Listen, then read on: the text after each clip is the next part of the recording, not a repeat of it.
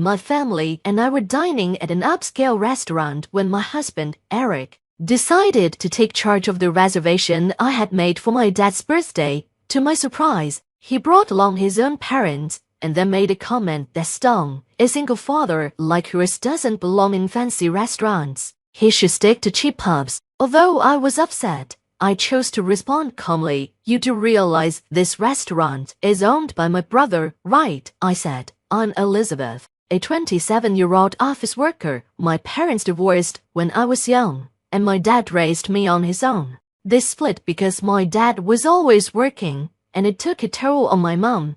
Even though dad still loved her and didn't want the divorce, he eventually agreed when she said, I'm tired of waiting, set me free. After the divorce, I stayed with dad for financial reasons. He would always tell me, it's not your mom's fault. It's mine for relying on her too much and neglecting her. I regret making her feel lonely. Whenever I asked why mom left, he would just sigh sadly. Despite everything, dad always put me first. He attended all my school events and never missed a birthday or Christmas. Some people make hurtful remarks about us being a single-parent household, but dad's love made those comments easy to ignore. After the divorce, I occasionally saw my mom, but our relationship grew distant, especially after she remarried and had another child. Once I started working, dad retired early to enjoy a quieter life. He had worked so hard to support me, and I wanted him to finally focus on his own interests. Although I live on my own now, I visit dad frequently.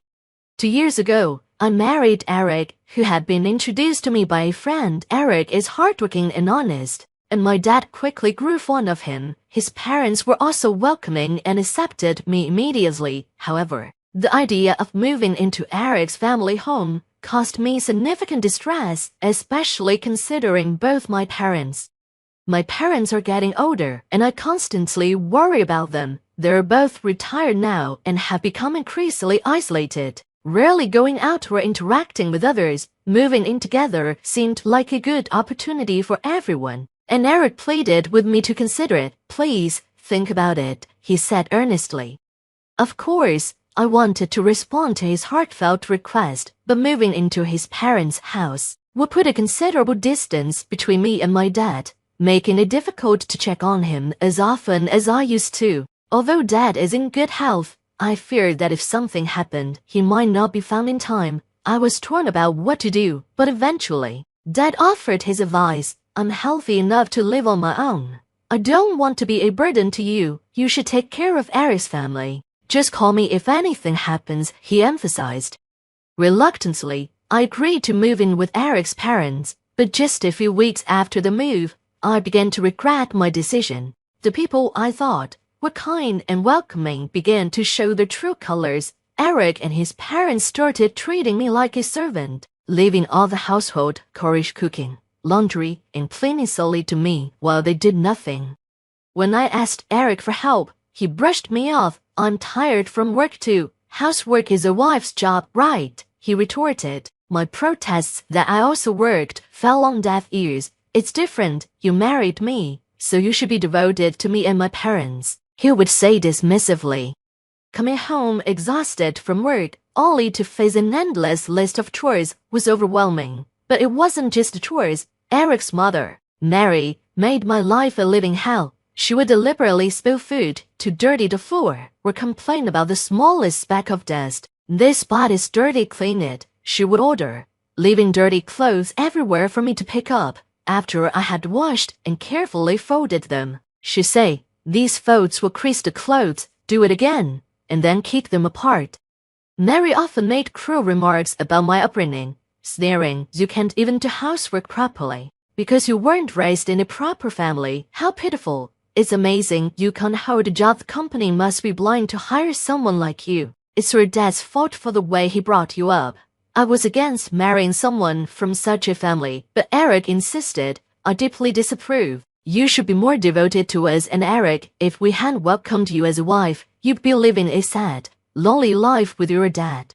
Hearing such insults about my dad made my blood boil, but I had to suppress the urge to lash out at Mary. The worst part was Dad John, my father-in-law, and Eric did nothing to intervene. Instead of supporting me, John would look at me with disdain. And Eric would even join Mary in mocking me. "Mom's right, you lack any gratitude toward us," he would say, echoing her sentiments. "Why is she so cold to you?" Eric sneered. "A woman from a dysfunctional family like yours would have been left on the shelf if I hadn't married you. You hardly have any qualities beyond working and doing housework, so at least do those well. Don't even think about asking to share the chores. That's your role as a wife. Making excuses like being tired from work is completely unacceptable. I won't tolerate it," Eric dictated.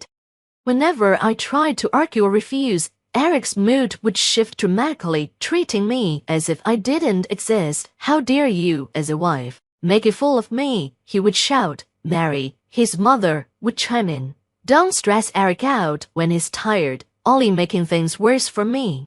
Some of the furniture in my in-laws' house had been bought with my money, and not by choice. They had abruptly taken me to an electronics store, pressuring me to buy things. I capitulated under the public pressure, not wanting to cause a scene. But the harassment didn't stop there. When I tried to visit my family for Christmas, they obstructed me at every turn. "You're our wife now. Focus on our preparations. We have a feast to prepare and thorough cleaning to do. Your dads all alone won't be doing much, right? We have other relatives to entertain." They insisted. When I persisted in wanting to go home, they responded childishly, spilling juice on my packed clothes and hiding my shoes. Facing daily complaints and harassment, I reluctantly gave up the idea of going back home. Unable to reveal the truth, I told Dad, "The in-laws' house is busy with Christmas preparations, so I'll stay and help. I'm sorry I can't make it back." Dad didn't blame me. "It can be helped," he said gracefully. "Don't worry about it, it's busier there with more people. I can't manage fine alone here," he comforted me. Eric's ongoing tyranny made me seriously consider divorce, but I was troubled about how to break the news to Dad, who was always so understanding and kind. Determined to celebrate my father's 60th birthday without causing him any pain, I secretly made a reservation at a renowned fancy restaurant. Knowing Eric and his parents might object, I simply told them I needed to return home briefly. They grumbled but accepted my excuse when I promised it would be just for the day. Dad was overjoyed when he learned about the restaurant reservation. "I'm so blessed to have such a wonderful daughter. Thank you so much," he said, and hearing his gratitude filled me with immense happiness. However, I never anticipated what would happen next. As we arrived at the restaurant and informed the staff about our reservation, we were met with a shocking revelation. There was already a reservation for 2 under my name, but 3 people were already seated. Confused, I went to check the reserved table and was stunned to find Eric and his parents sitting there. Eric looked up with a smug smile and sneered. "Too bad you can't outsmart us and dine fancy just by yourselves." The in-laws didn't even acknowledge us, engrossed in the feast they had presumably ordered for themselves. Dad, seeing Eric and the in-laws at the table, looked back and forth between us, clearly puzzled. He had only ever seen the pleasant side of Eric and his parents, so his confusion was understandable. Eric, suspecting something was up due to my cheerful demeanor about returning home, had secretly snooped through my phone. He discovered the reservation and preemptively ordered dishes for himself and his family to undermine our plans. With a triumphant expression, Eric began to mock us, people from poor, single-parent households like you don't belong in fancy restaurants. Know your place and be grateful we're allowing you this much. You should go to some cheap pub instead, he said loudly, drawing annoyed glances from other customers. Oblivious to the discomfort he was causing, he remained smugly self-satisfied. Dad, seated next to me, was dumbfounded by Eric's audacity. I was at my wit's end. I knew Eric and his family were selfish, but I never imagined they would stoop to such shameless levels. My anger reached its peak, threatening to ruin this special 60th celebration. Suppressing my urge to shout, I calmly addressed Eric as he sat there smirking. "This is my brother's restaurant," I said firmly. "He invited us here to celebrate Dad's birthday." At my words, Eric and the in-laws, who had been disinterestedly eating, "Frumsy, my brother," who had been listening to the conversation from the back of the restaurant, appeared with a deeply displeased expression. Although he had been taken by Mom during the divorce, unlike our estranged mother, he has always maintained and cherished his relationship with Dad and me.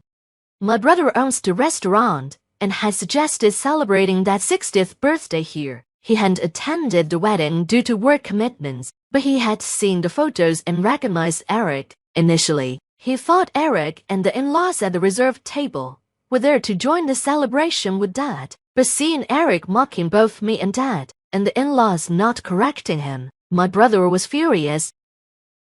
"How dare you speak to my sister and Dad like that?" he said, his anger palpable. "I regret allowing you to be a part of this celebration. Just because you're Emily's family, is this how you always treat her?" my brother demanded, his anger evident. "I prepared this celebration for my sister's wish to honor Dad, not for people who hijack it to frillo a meal. We'll celebrate Dad and my sister's occasion on another day. You'll be paying for what you ate," he declared firmly. Eric and his party began making excuses. "No, that's not it. We were really meant to celebrate," they protested, but my brother left them to the staff and came outside to join Dad and me.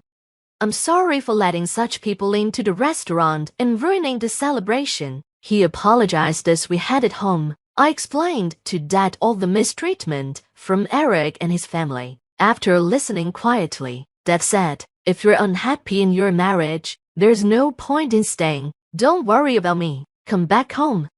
So, instead of returning to the in-laws' house, I went straight to my own home. Shortly after, my brother called to inform me that Eric and his family had caused a scene over the bill but had reluctantly paid when threatened with police involvement. Minutes later, Eric called, furious. "Where are you? You've embarrassed us. Send the money we paid," he yelled. "I will pay a penny of it," I retorted. "I'm done with you, and we will be divorcing. I've gathered evidence of the bullying, so be prepared."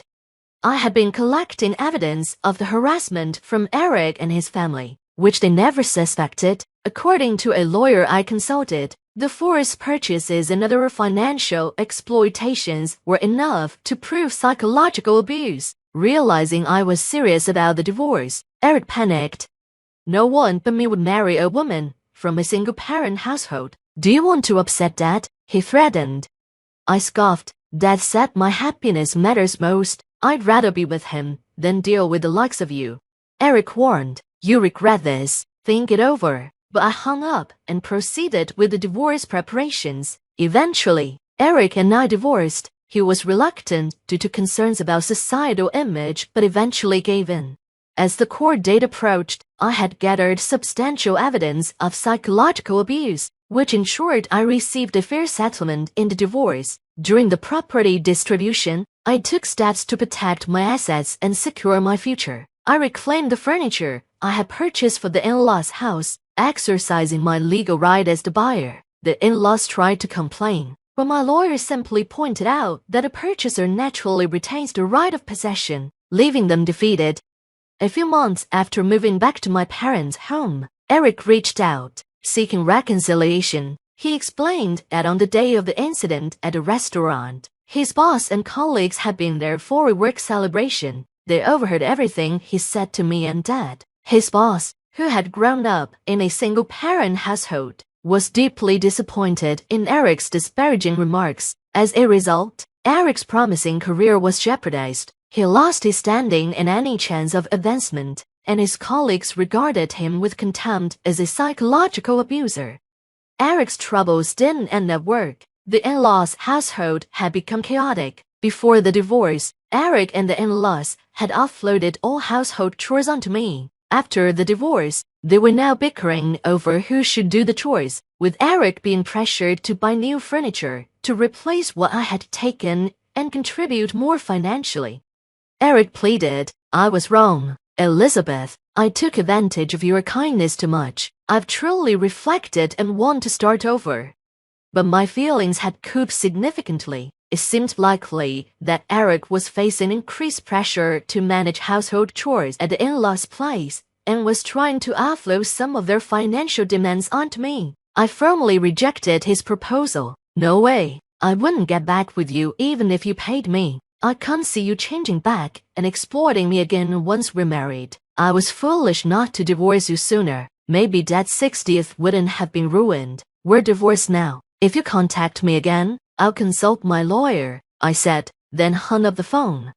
The mention of a lawyer seemed to resonate, as I received no further attempts at reconciliation from Eric. And now, I'm happily living at home with Dad, and my brother occasionally visits, bringing gifts. His wife is pregnant, and he seems truly happy. Dad and I are both excited about the baby, while I'm not considering marriage anytime soon. If the opportunity arises, I'll be sure to choose more wisely. I was rummaging through the attic, dust motes swirling in the sunbeams slicing through the small window. It was one of those lazy Sunday afternoons when I had nothing better to do. My name is Harper, and I never expected to find something that would turn my world upside down. But there it was, tucked inside an old cigar box beneath a pile of yellowing newspapers. A letter, aged and fragile, with my grandfather's handwriting on the front. I sat back on my heels, curiosity piqued. Grandpa had always been a bit of a mystery, a gentle soul with a twinkle in his eye. But he never talked much about his time at the helm of the family business. I unfolded the letter carefully, the paper crackling in protest. As I read, my heart began to race, a mix of disbelief and dread settling in my stomach. The letter hinted at something dark, something unethical happening within Callahan Pharmaceuticals. My grandfather had known, and he had tried to stop it, or at least, that's what the letter suggested. It was cryptic, as if he feared someone might find it. But the implications were clear enough to me. I sat there, the attic growing dimmer as the sun dipped lower in the sky, my mind racing. This could change everything. My father, Everett, had always been so proud of the company, his legacy. But what if that legacy was built on lies? I felt torn, my loyalty to my family clashing with the sense of justice that had driven me my whole life. I knew I had to do something, but what? I stood up, brushing the dust from my jeans, the letter clutched in my hand like a lifeline. My heart pounded as I made my way downstairs, each step heavy with the weight of what I had discovered. Dinner that night was a quiet affair, the clinking of cutlery and soft murmur of conversation filling the dining room. My mother, Lorraine, was in her element, talking about the latest charity gala she was organizing. My father sat at the head of the table, nodding along but clearly more interested in his phone. My brother Nolan was absent, as usual, off on some archaeological dig halfway across the world. I waited until there was a lull in the conversation before speaking up. I found something interesting in the attic today, I said, trying to keep my voice casual. Oh. My mother looked up, her interest piqued. What did you find, dear? Just some old letters from Grandpa, I replied, watching my father's reaction out of the corner of my eye. He paused, his fork halfway to his mouth, but said nothing.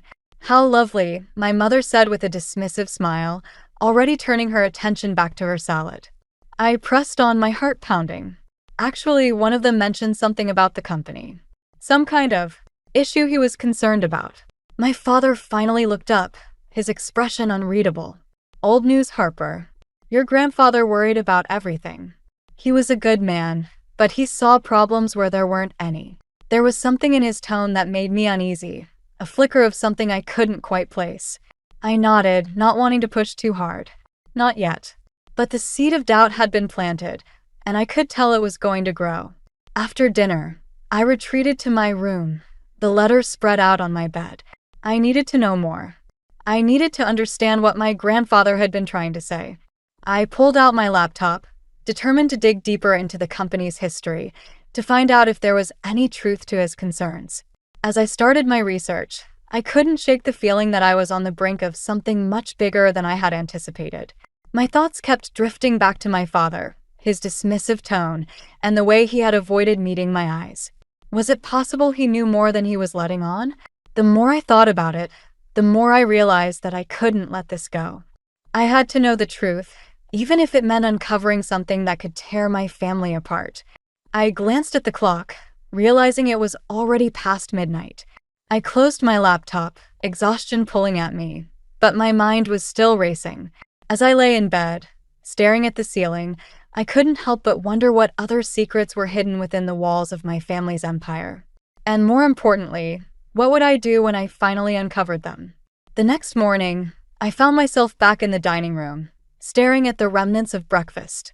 The tension from the previous night still lingered in the air, like a storm cloud refusing to move on. I could feel it in the way my father avoided eye contact, the way my mother busied herself with her phone, and the empty chair that usually belonged to Nolan. I decided to take the plunge. "Dad," I started, trying to sound as casual as possible, "about that letter from Grandpa. I was thinking maybe there's more to it." He looked up from his newspaper, his expression carefully neutral. "Harper, it's not something you need to worry about. The company is in good hands." "Is it though?" I pressed, feeling a spark of defiance. "I mean, if Grandpa was worried, maybe we should be too." My mother's voice cut through, smooth and dismissive. "Darling, your grandfather was a wonderful man, but he often saw shadows where there were none. We should focus on the present." I nodded, but my mind was already racing. I needed to talk to Nolan. He had always been the one to question things, to dig deeper. Maybe he knew something. Later that day, I called him, the phone pressed tightly to my ear as I paced my room. His voice crackled through the line, distant but familiar. "Hey, Harper. What's up?" "I found something," I said, diving straight in. "A letter from Grandpa. It mentioned some issues with the company." There was a pause, a breath of hesitation. "Harper, I know about it." His admission hung in the air between us, heavy and unexpected. "You knew?" I asked, my voice a mix of surprise and hurt. "Why didn't you say anything?" "It's complicated," Nolan replied, his tone weary. "You know how Dad is. And Clayton. He's been involved too." "Clayton. Of course." Our cousin had always been ambitious, always vying for a bigger piece of the family pie. "What do you mean?" "Look, I can't get into it over the phone. But there's more going on than you realize. Be careful, okay?" I hung up, feeling more confused than ever. If Nolan was worried, then this was bigger than I thought. I needed to find out what Clayton was up to, how he fit into all of this. That evening, I cornered Clayton at a family gathering. He was standing by the bar, a drink in hand, charming as ever. "Harper," he greeted me with a wide smile. "Long time no see." "Yeah, it's been a while," I replied, trying to keep things light. "I wanted to ask you about the company. I've heard some things." His smile faltered, just for a moment. "Oh? What have you heard?" "Just some rumors," I said, watching him closely. "About some questionable practices." "You wouldn't know anything about that, would you?" Clayton chuckled, but there was an edge to it. "You know how people talk. Always looking for something scandalous." I nodded, pretending to accept his answer, but I could see the flicker of uncertainty in his eyes. He was hiding something, and I was determined to find out what. As the evening wore on, I kept an eye on Clayton. He was schmoozing with some of the board members, his charm on full display. But there was something else, a tension in his shoulders, a quick glance over his shoulder every now and then. He was nervous, and that only fueled my resolve. Back at home, I sat on my bed, the weight of the day pressing down on me. My family was hiding something, and I was caught in the middle of it. I thought about my patients, the people who trusted me to help them navigate their own challenges. How could I stand by and do nothing when my own family might be hurting others? I knew what I had to do. I needed to dig deeper to find the truth, no matter the cost. As I lay down, the room darkening around me, I couldn't shake the feeling that I was standing on the edge of a precipice, about to leap into the unknown. The next morning, I woke with a new determination. I needed to talk to Elias to get his perspective. He had always been my rock, my sounding board. As I dialed his number, I couldn't help but wonder what he would think of all this. Would he stand by me, or would this be the thing that finally drove us apart? As the phone rang, my heart beat in time with it, each ring a reminder that I was on a path I couldn't turn back from. After my conversation with Elias, I felt a renewed sense of determination. He had listened patiently, his calm, steady presence grounding me as I poured out my fears and suspicions. His encouragement to confront my father had given me the push I needed. I knew it was time to face the truth, no matter how painful. I spent the next morning combing through the financial records I'd managed to dig up. The numbers were dizzying, a tangled web of transactions that seemed to hint at something more sinister beneath the surface. I took a deep breath, knowing I had to confront my father with what I'd found. That evening, I found him in his study, the room dimly lit by the glow of his desk lamp. He looked up as I entered, his expression unreadable. "Harper," he greeted me, his voice a mix of curiosity and caution. "Dad, we need to talk," I said, my voice steady despite the nerves twisting in my stomach. I laid the records on his desk, the paper rustling ominously in the quiet room. "I found these. They don't look right." He glanced at the papers, his expression shifting from surprise to something harder, more guarded. "Where did you get these?" he asked, his tone sharp. "Does it matter?" I shot back, feeling a surge of defiance. "What matters is what they show. There's something wrong, and you know it." He leaned back in his chair, a heavy sigh escaping him. For a moment, I saw a flicker of vulnerability, a crack in the facade. "Harper, you don't understand. This is business. Sometimes you have to make tough decisions." "Tough decisions?" I echoed, incredulous. "Grandpa wanted to stop this. He knew it was wrong." "Your grandfather was an idealist," my father replied, his voice tinged with frustration. "He didn't understand the pressures of running a company like this." I shook my head, disbelief coursing through me. "You can't justify this, Dad. It's not right." He stood up, his posture commanding. "This is my legacy, Harper. I built this company from the ground up. I won't let you ruin it with your naive ideals." I felt a flash of anger, the heat rising in my cheeks. Naive? Or honest? I can't just stand by and watch you destroy everything Grandpa stood for. He looked at me, a mix of anger and disappointment in his eyes. "You need to decide where your loyalties lie, Harper." I turned and walked out, my heart pounding in my chest. I felt like I was being torn in two, my love for my family clashing with my need to do what was right. As I left the house, I realized I needed to clear my head to think about what to do next. I found myself wandering through the park, the crisp evening air cooling my heated skin. The conversation with my father replayed in my mind, each word a painful reminder of the rift between us. I felt a hand on my shoulder and turned to see Elias, his presence a balm to my frayed nerves. "Hey," he said softly, his eyes full of understanding. "Hey," I replied, grateful for his support. I confronted him. It didn't go well. He nodded, a look of sympathy on his face. "I figured it wouldn't. But you did the right thing, Harper." "I don't know what to do now," I admitted, feeling the weight of my choices pressing down on me. "Whatever you decide, I'm here," he said, his voice steady. "You have to follow your heart, even if it's hard." We walked in silence for a while, the path winding through the trees. I knew I had a decision to make, one that could change everything. As we walked, Elias's phone buzzed with a message. He glanced at it, his expression shifting to one of surprise. "What is it?" I asked, curious. "It's from Nolan," Elias replied, handing me the phone. "He says he has something important to tell you." A new wave of uncertainty washed over me. What could Nolan know that was so urgent? I felt a flicker of hope, a sense that maybe, just maybe, there was a way to untangle this mess. As we made our way back, my mind was racing with possibilities. I knew I was on the brink of something big, a revelation that could change everything. But what would it mean for my family, for the legacy my father was so desperate to protect? The path ahead was uncertain, but I felt a spark of determination reignite within me. Whatever Nolan had to say, I was ready to face it head-on, armed with the truth and the support of those I loved. The following day, I met Nolan at a small cafe, the kind of place where the hum of conversation and clatter of dishes provided a comforting backdrop to difficult talks. He was already seated at a corner table, his expression a mix of apprehension and determination. As I approached, he stood to greet me, pulling me into a quick hug. "Thanks for coming," he said, his voice low. "I know things have been complicated." "That's one way to put it," I replied, taking a seat across from him. "So, what is it you needed to tell me?" He hesitated, glancing around as if to ensure we weren't overheard.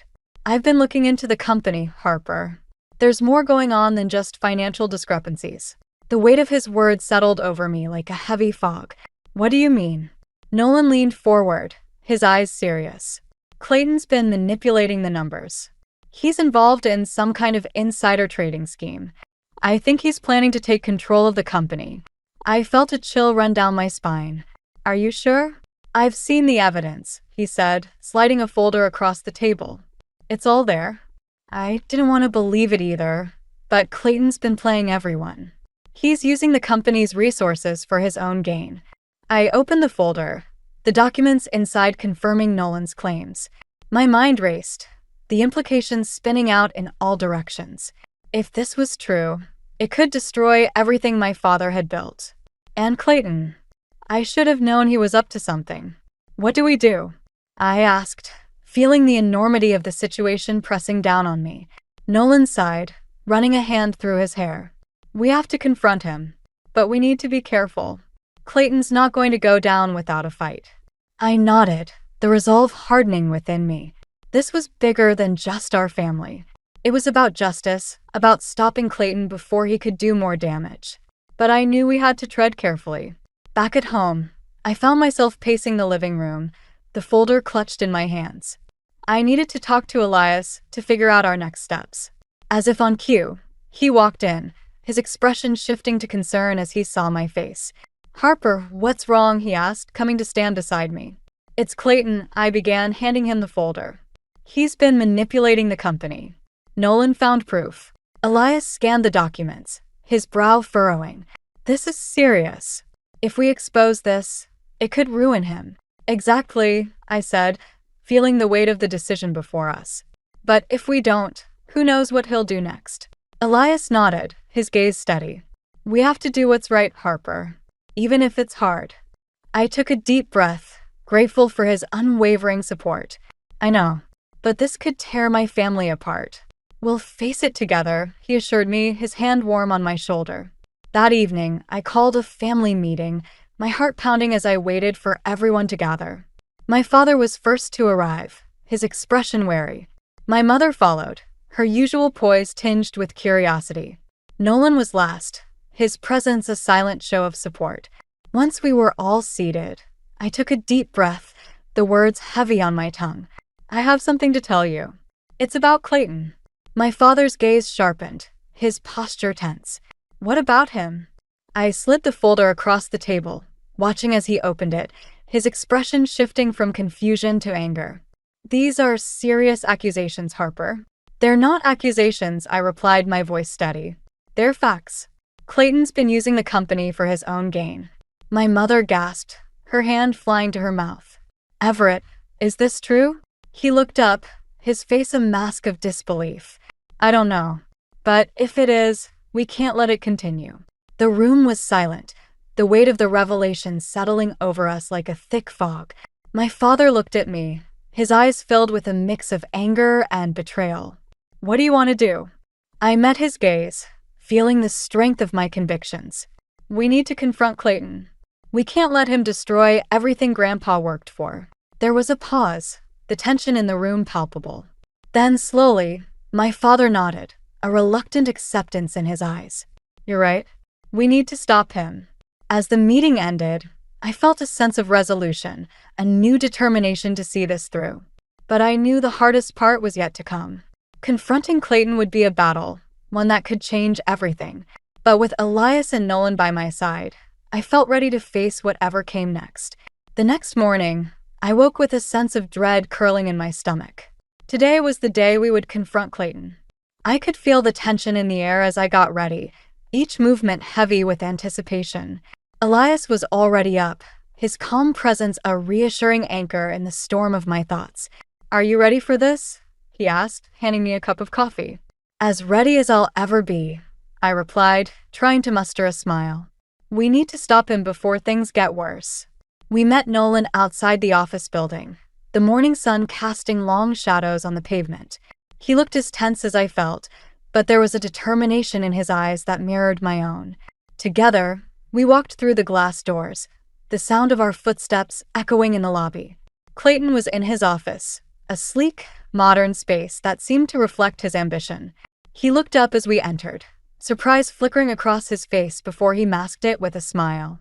Harper, Nolan, what brings you here? I took a deep breath, stepping forward. We know what you've been doing, Clayton. The insider trading, the manipulation. It's over. He leaned back in his chair, the smile never leaving his face. I have no idea what you're talking about.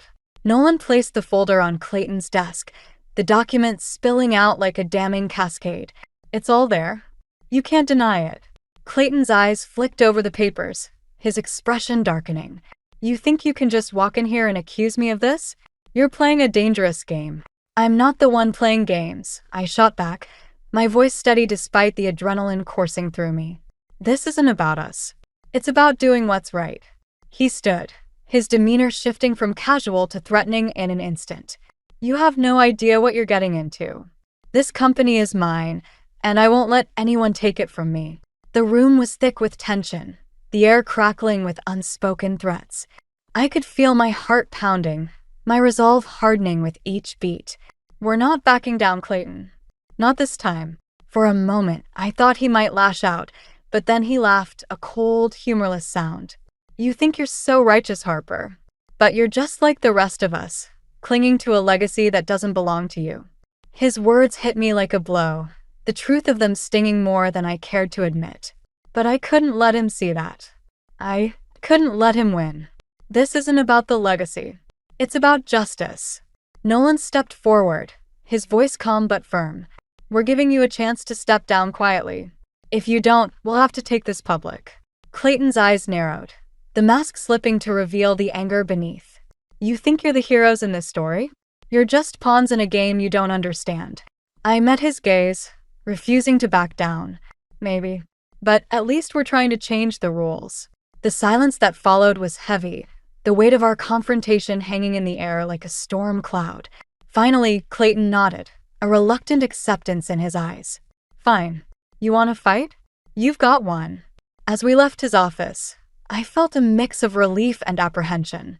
We had taken the first step, but I knew the battle was far from over. Clayton wouldn't go down without a fight, and the stakes were higher than ever. Back at home, I found myself pacing the living room, my mind racing with possibilities. I knew we had done the right thing, but the fear of what might come next gnawed at me. Elias watched me, his calm presence a balm to my frayed nerves. You okay? He asked, his voice gentle. I don't know, I admitted, stopping to face him. I thought I knew what I was doing, but now, everything feels so uncertain. He nodded, understanding in his eyes. It's okay to be scared, Harper. But you're not alone in this. I took a deep breath, trying to steady myself. I just hope we're doing the right thing. We are, he assured me, taking my hand. And whatever happens, we'll face it together. As the day wore on, I felt a new determination settling over me. This was about more than just my family. It was about standing up for what was right, even when it was hard. I knew the road ahead would be tough, but with Elias and Nolan by my side, I felt ready to face whatever came next. The family gathering was supposed to be a celebration, a momentary pause in the storm that had engulfed us. But as I stood among the familiar faces, the weight of what I had to do pressed down on me like a physical force. The room buzzed with laughter and clinking glasses, but all I could hear was the pounding of my own heart. I spotted my father across the room, his presence a commanding force as he held court among a circle of board members. My mother was nearby, her laughter ringing out like a melody in the chaos. I took a deep breath, steeling myself for what was to come. Elias squeezed my hand, his silent support grounding me. I nodded, a wordless exchange that conveyed everything I couldn't say aloud. It was time. I approached my father, each step feeling like a mile. He looked up as I neared, his smile faltering as he read the determination in my eyes. Harper, he greeted me, his tone cautious. Enjoying the party? We need to talk, I said, keeping my voice low. He nodded, excusing himself from the group and leading me to a quieter corner. What's this about? I took a deep breath, the words heavy on my tongue. It's about Clayton. We confronted him. His expression darkened, a mix of anger and disbelief. You did what? He's been using the company for his own gain, Dad. We have proof, I said, my voice steady despite the fear knotting in my stomach. He shook his head, a bitter laugh escaping him. You're making a mistake, Harper. You don't understand what you're doing. I understand enough, I replied, feeling the heat of my convictions. This isn't about us. It's about what's right. He leaned in, his voice low and dangerous. And you think you're the one to decide that? You're just a child playing at being a hero. His words stung, but I refused to back down. I'm trying to fix what's broken, Dad. This company isn't what it used to be. He straightened, a cold fury in his eyes. You're just like your grandfather, always seeing problems where there are none. Maybe he was right. I shot back, the words spilling out before I could stop them. Maybe you're the one who's blind. The silence that followed was deafening, the tension between us a living thing. I could see the hurt in his eyes, a vulnerability I hadn't expected, but it was gone in an instant, replaced by a steely resolve. You're making a choice, Harper, he said, his voice cold. And you'll have to live with the consequences. I felt a chill run through me, the finality of his words sinking in. I know, but I can't stand by and do nothing. He turned away, dismissing me with a wave of his hand. Then you're no daughter of mine. The words hit me like a physical blow, the air rushing from my lungs. I stood there, frozen, as he walked away, his back a wall I couldn't breach. I felt Elias's presence beside me, his arms slipping around my shoulders, pulling me back into the present. Harper, he murmured, his voice a lifeline. We'll get through this. I nodded, the motion automatic. But inside I felt hollow, like a part of me had been carved out and discarded. My father's words echoed in my mind, a reminder of the cost of my choices. As the evening wore on, I found myself retreating to the edges of the gathering, the noise and laughter a distant hum. I felt adrift, the ground beneath me shifting with each passing moment. Nolan found me there, his expression a mirror of my own turmoil. I'm sorry, Harper, he said, his voice thick with regret. I didn't think it would come to this. It's not your fault, I replied, though the words felt empty. We did what we had to do. He nodded, a silent agreement that did little to ease the ache in my chest. We'll figure it out. Together. As the night drew to a close, I felt a new determination settle over me. I had lost my father's support, but I still had Elias and Nolan, and I still had the truth. It would have to be enough. But as we left the party, a new complication arose. A call from the office, urgent and insistent, pulling me back into the fray. Clayton had made his move, a last-ditch effort to seize control and silence us once and for all. The stakes had never been higher, and the path ahead was fraught with danger. But I knew I had to see this through, to fight for what was right, no matter the cost. The news from the office hit like a punch to the gut. Clayton had called an emergency board meeting, a last-ditch effort to consolidate his power and silence us for good. I felt the urgency in every fiber of my being as we rushed to the company headquarters, Elias and Nolan at my side, a united front against the storm. The boardroom was already buzzing with tension when we arrived, the air thick with anticipation and unspoken alliances. Clayton stood at the head of the table, exuding confidence, his eyes gleaming with the arrogance of someone who believed victory was within reach. Harper, he said, his voice smooth and condescending. I was wondering when you'd show up. I met his gaze, refusing to be intimidated. This ends today, Clayton. He laughed, a sharp, mocking sound. You think you can just waltz in here and take what's mine? You're delusional. The board members shifted uncomfortably, their eyes darting between us, sensing the battle lines being drawn. I felt the weight of their scrutiny, but I couldn't back down now. We have evidence, I said, my voice steady. Evidence of your insider trading, your manipulation of the company's finances. It's over. Clayton's smile faltered, a flicker of uncertainty crossing his face before he masked it with bravado. You're bluffing. You have nothing. Nolan stepped forward, placing a thick file on the table. We have everything.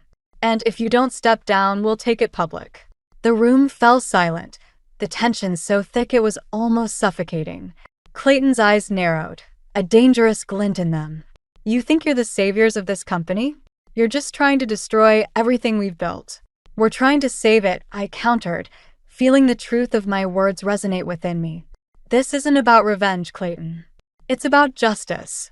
He sneered, his composure slipping. Justice? You think you're some kind of hero? You're just a spoiled brat trying to play with the big boys. The words stung, But I held my ground, drawing strength from Elias and Nolan beside me. I'm not playing, Clayton. This is real. And it's time you faced the consequences. The board members exchanged glances, the tide of opinion shifting as they weighed the evidence before them. I could see the doubt creeping into their eyes, the realization that Clayton's reign might be over. But then, in a move I hadn't anticipated, Clayton pulled out a document of his own, slamming it onto the table with a triumphant grin. You think you've won? Think again. This is a contract, signed by your father, giving me control of the majority shares. My heart sank, the revelation hitting like a cold wave. I glanced at Nolan, his expression mirroring my shock. This was the twist we hadn't foreseen. The final card up Clayton's sleeve. The room erupted into chaos, voices overlapping as the board members reacted to Clayton's revelation. I felt the ground slipping away, the certainty I'd clung to crumbling beneath me. But just as despair threatened to take hold, Elias stepped forward, his voice cutting through the noise. That contract is void. All eyes turned to him, the room falling silent once more. Clayton's smirk faltered, confusion flashing across his face. What are you talking about? Elias held up another document, his expression calm and resolute. This is a legal opinion, confirming that the contract is invalid due to conflict of interest and lack of disclosure. Clayton's face paled, the confidence draining from him as he realized his trump card had been played and lost. I felt a surge of hope, the tide turning once more in our favor. The board members murmured among themselves, the balance of power shifting as they reconsidered their loyalties. Clayton's grip on the company was slipping, and he knew it. You haven't won, he spat, desperation lacing his words. This isn't over. I met his gaze, feeling the strength of my convictions. It is over, Clayton. It's time for you to step down. The room held its breath, the weight of the moment pressing down on us all. Clayton's shoulders sagged, the fight leaving him as he realized the inevitability of his defeat. As he turned and left the room, the tension began to dissipate, replaced by a sense of relief and vindication. We had faced the storm and emerged victorious, the truth prevailing against the odds. In that moment, I felt the themes of justice and integrity come full circle, the lessons of my journey crystallizing into a new understanding. This wasn't just about revenge or family. It was about doing what was right, no matter the cost. And as I stood there, surrounded by those who had stood by me, I knew we had done just that. In the weeks following the showdown at the boardroom, life began to settle into a new rhythm. Clayton's departure had left a void in the company, but it also opened up opportunities for change and healing. The board had appointed a new interim CEO, someone with integrity who was committed to rebuilding trust and transparency. Elias and I threw ourselves into the startup, channeling our energy into creating something meaningful and innovative. It was exhilarating to see our ideas take shape, to build a company grounded in the values we both held dear. Our partnership, both personal and professional, felt stronger than ever. One afternoon, I found myself back at my grandfather's house, sorting through the last of his belongings. The attic was warm with the afternoon sun, and I felt a sense of peace as I sifted through the memories. As I opened an old trunk, I discovered a stack of letters tied with a faded ribbon, each one addressed to me. Curious, I sat down and began to read. The letters were filled with my grandfather's musings, his hopes for the family, and his deep love for us all. One line stood out to me: Harper, always remember that true strength lies in kindness and the courage to stand for what is right. The words resonated deeply, a reminder of the journey I had taken and the lessons I had learned. I felt a renewed sense of purpose, a commitment to honor his legacy in my own way. Later that day, Elias and I met Nolan for coffee. The cafe was bustling, the air filled with the aroma of fresh pastries and the hum of conversation. Nolan looked more at ease than I had seen him in a long time, the weight of secrecy lifted from his shoulders. I've been thinking, Nolan said, stirring his coffee thoughtfully. Maybe it's time I came back for a while. Help out with the company, see if I can make a difference. I smiled, feeling a warmth spread through me. I think that's a great idea. You've always had a way of seeing things others miss. He nodded, a hint of a smile playing at his lips. And maybe I can finally figure out what I want. Outside of Dad's shadow, Elias raised his cup in a toast. To new beginnings. We clinked our cups together, the sound a small celebration of hope and renewal. As we left the cafe, my phone buzzed with a message from my mother. It was a simple note asking if we could meet. I hesitated, the old wounds still tender, but Elias squeezed my hand, offering silent encouragement. When I arrived at the park where we had agreed to meet, Lorraine was already there, looking elegant and composed. As I approached, she turned, a soft smile on her face. "Harper," she said, her voice gentle. "Thank you for coming." "Of course," I replied, unsure of what to expect. She gestured to a bench, and we sat down, the silence between us comfortable yet charged with unspoken words. Finally, she spoke, her voice tinged with regret. "I've been thinking a lot about everything that's happened, about the choices we've made." I nodded, letting her continue. "I want you to know that I'm proud of you," she said, her eyes meeting mine, "for standing up for what you believe in. It's not easy, but you did it."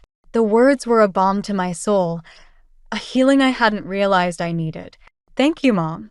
That means a lot." We sat in silence for a moment, the weight of past conflicts slowly lifting.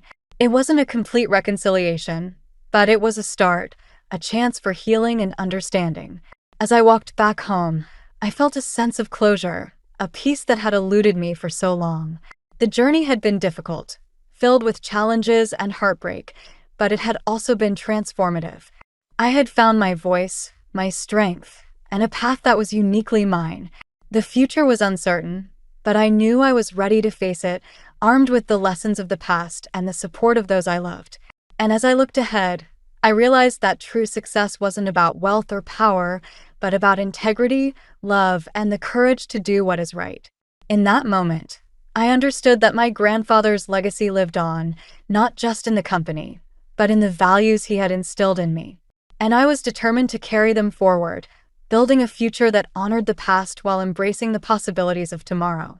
I never expected to discover my husband's betrayal during what should have been a normal Sunday brunch. But there I was, frozen in my own hallway, listening to him plot with his parents about how to get his hands on my family's money.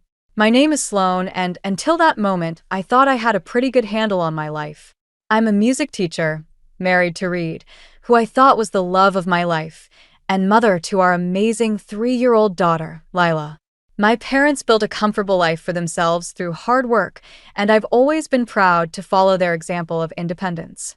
"She just needs the right push," Reed was saying in our living room, his voice carrying that smooth, confident tone he usually reserved for his sales pitches. "If we can convince her to quit teaching, she'll have to rely more on her parents' support." I pressed myself against the wall, my heart pounding.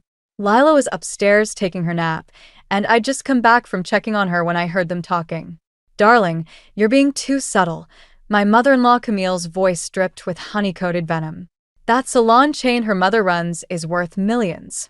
Sloan needs to understand that her little music teaching career is, well, beneath her potential." Beneath her potential? I mouthed silently, my hands clenching into fists. "It's not that simple," Reed sighed. "Sloan's stubborn about her independence. She gets that from her father." "Well, her father's not getting any younger," Grant, my father-in-law, chimed in. "And neither is her mother. Have you looked into their estate planning?" I felt sick.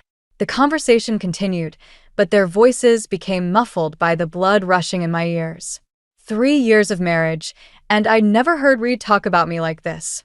Like I was some puzzle to be solved, a resource to be mined. The worst part? They were discussing my parents' money as if they were already dead.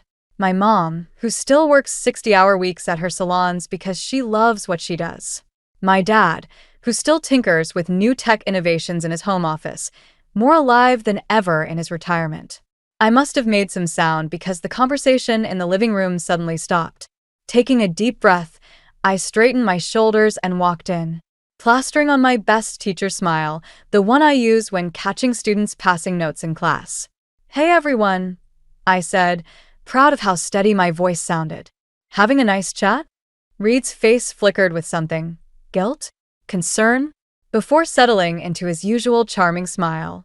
"Hey, babe. We were just talking about your career." "Oh." I picked up my coffee mug from the side table, needing something to do with my hands. Anything interesting? Camille jumped in, all perfectly manicured nails and practice concern. Darling, we were just discussing how you could have so many more opportunities if you weren't tied down to teaching. With your family's resources. My family's resources, I interrupted, taking a slow sip of my now cold coffee, are exactly that. My family's. The room went quiet. Reed shifted in his seat, that familiar crease appearing between his eyebrows, the one that shows up when a sale isn't going his way. Sloan, he started, but I cut him off with a look. I think I need some air, I said, setting down my mug with a careful precision that belied the trembling in my hands. Would you all mind watching Lila for a bit? I just need to clear my head. As I grabbed my keys and headed for the door, I caught my reflection in the hallway mirror. I looked exactly the same as I had this morning, but everything felt different.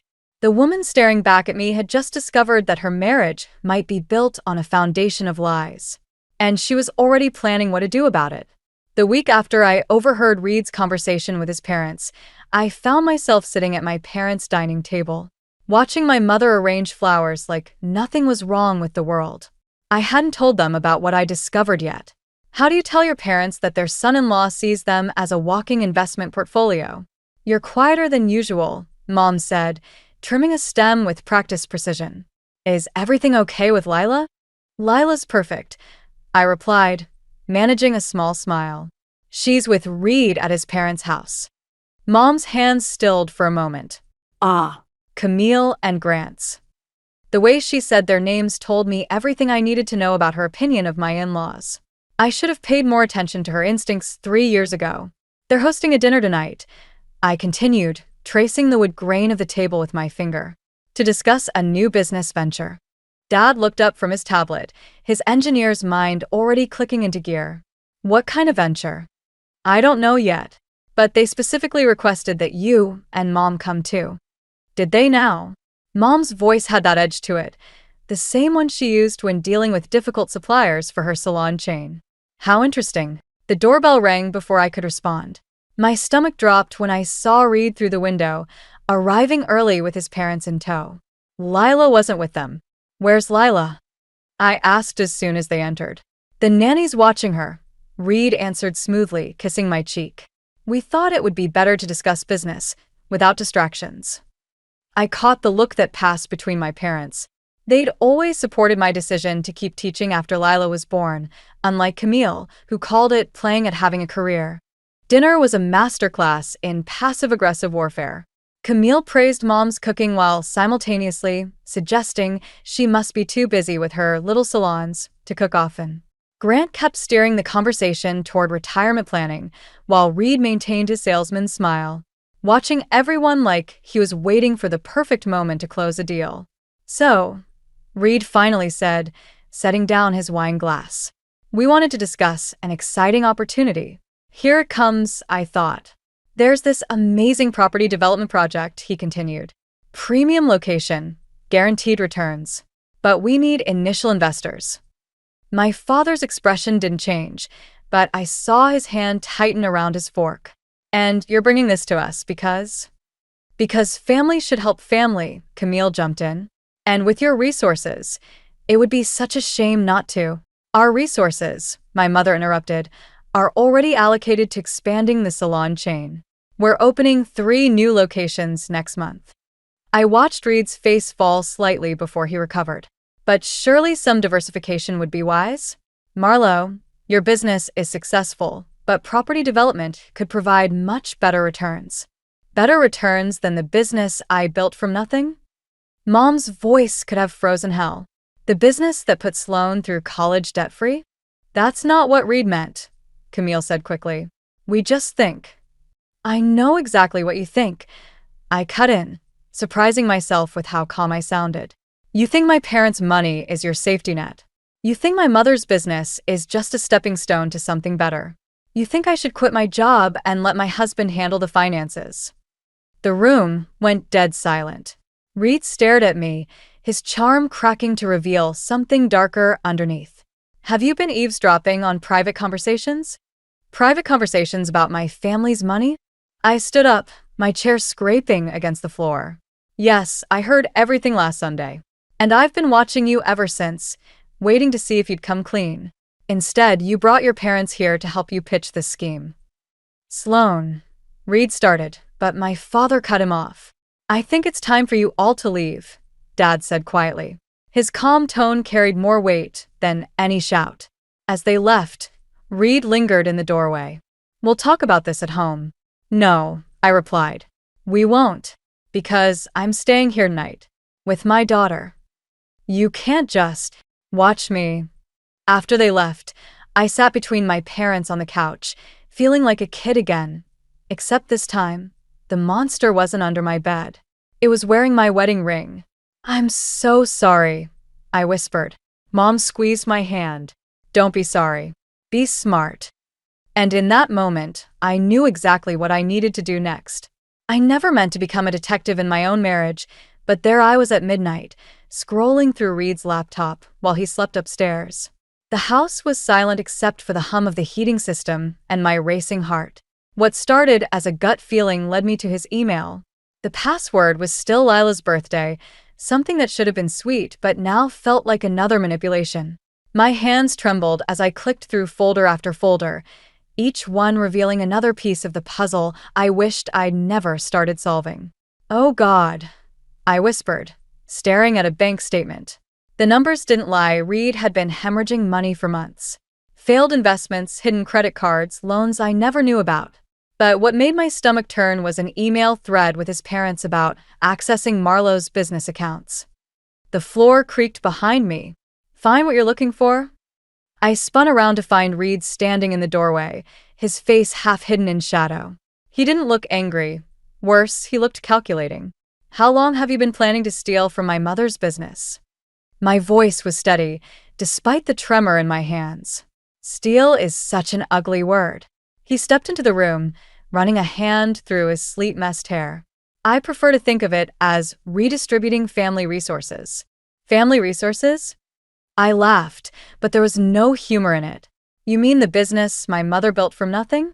The one she worked 18-hour days for? The one that could save us?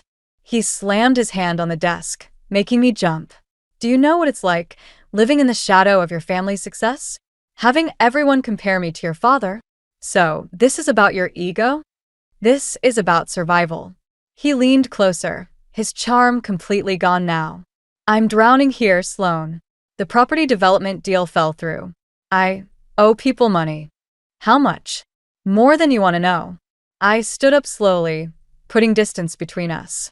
And you thought the solution was to steal from my mother? I thought the solution was to use available resources to stop. I held up my hand. Just stop with the sales pitch. For once in your life, be honest. Something shifted in his expression, a crack in the facade. Fine. You want honest?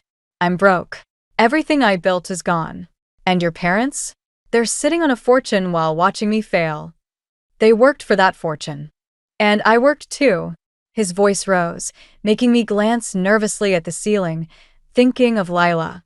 But nothing I do is ever enough. Not for them.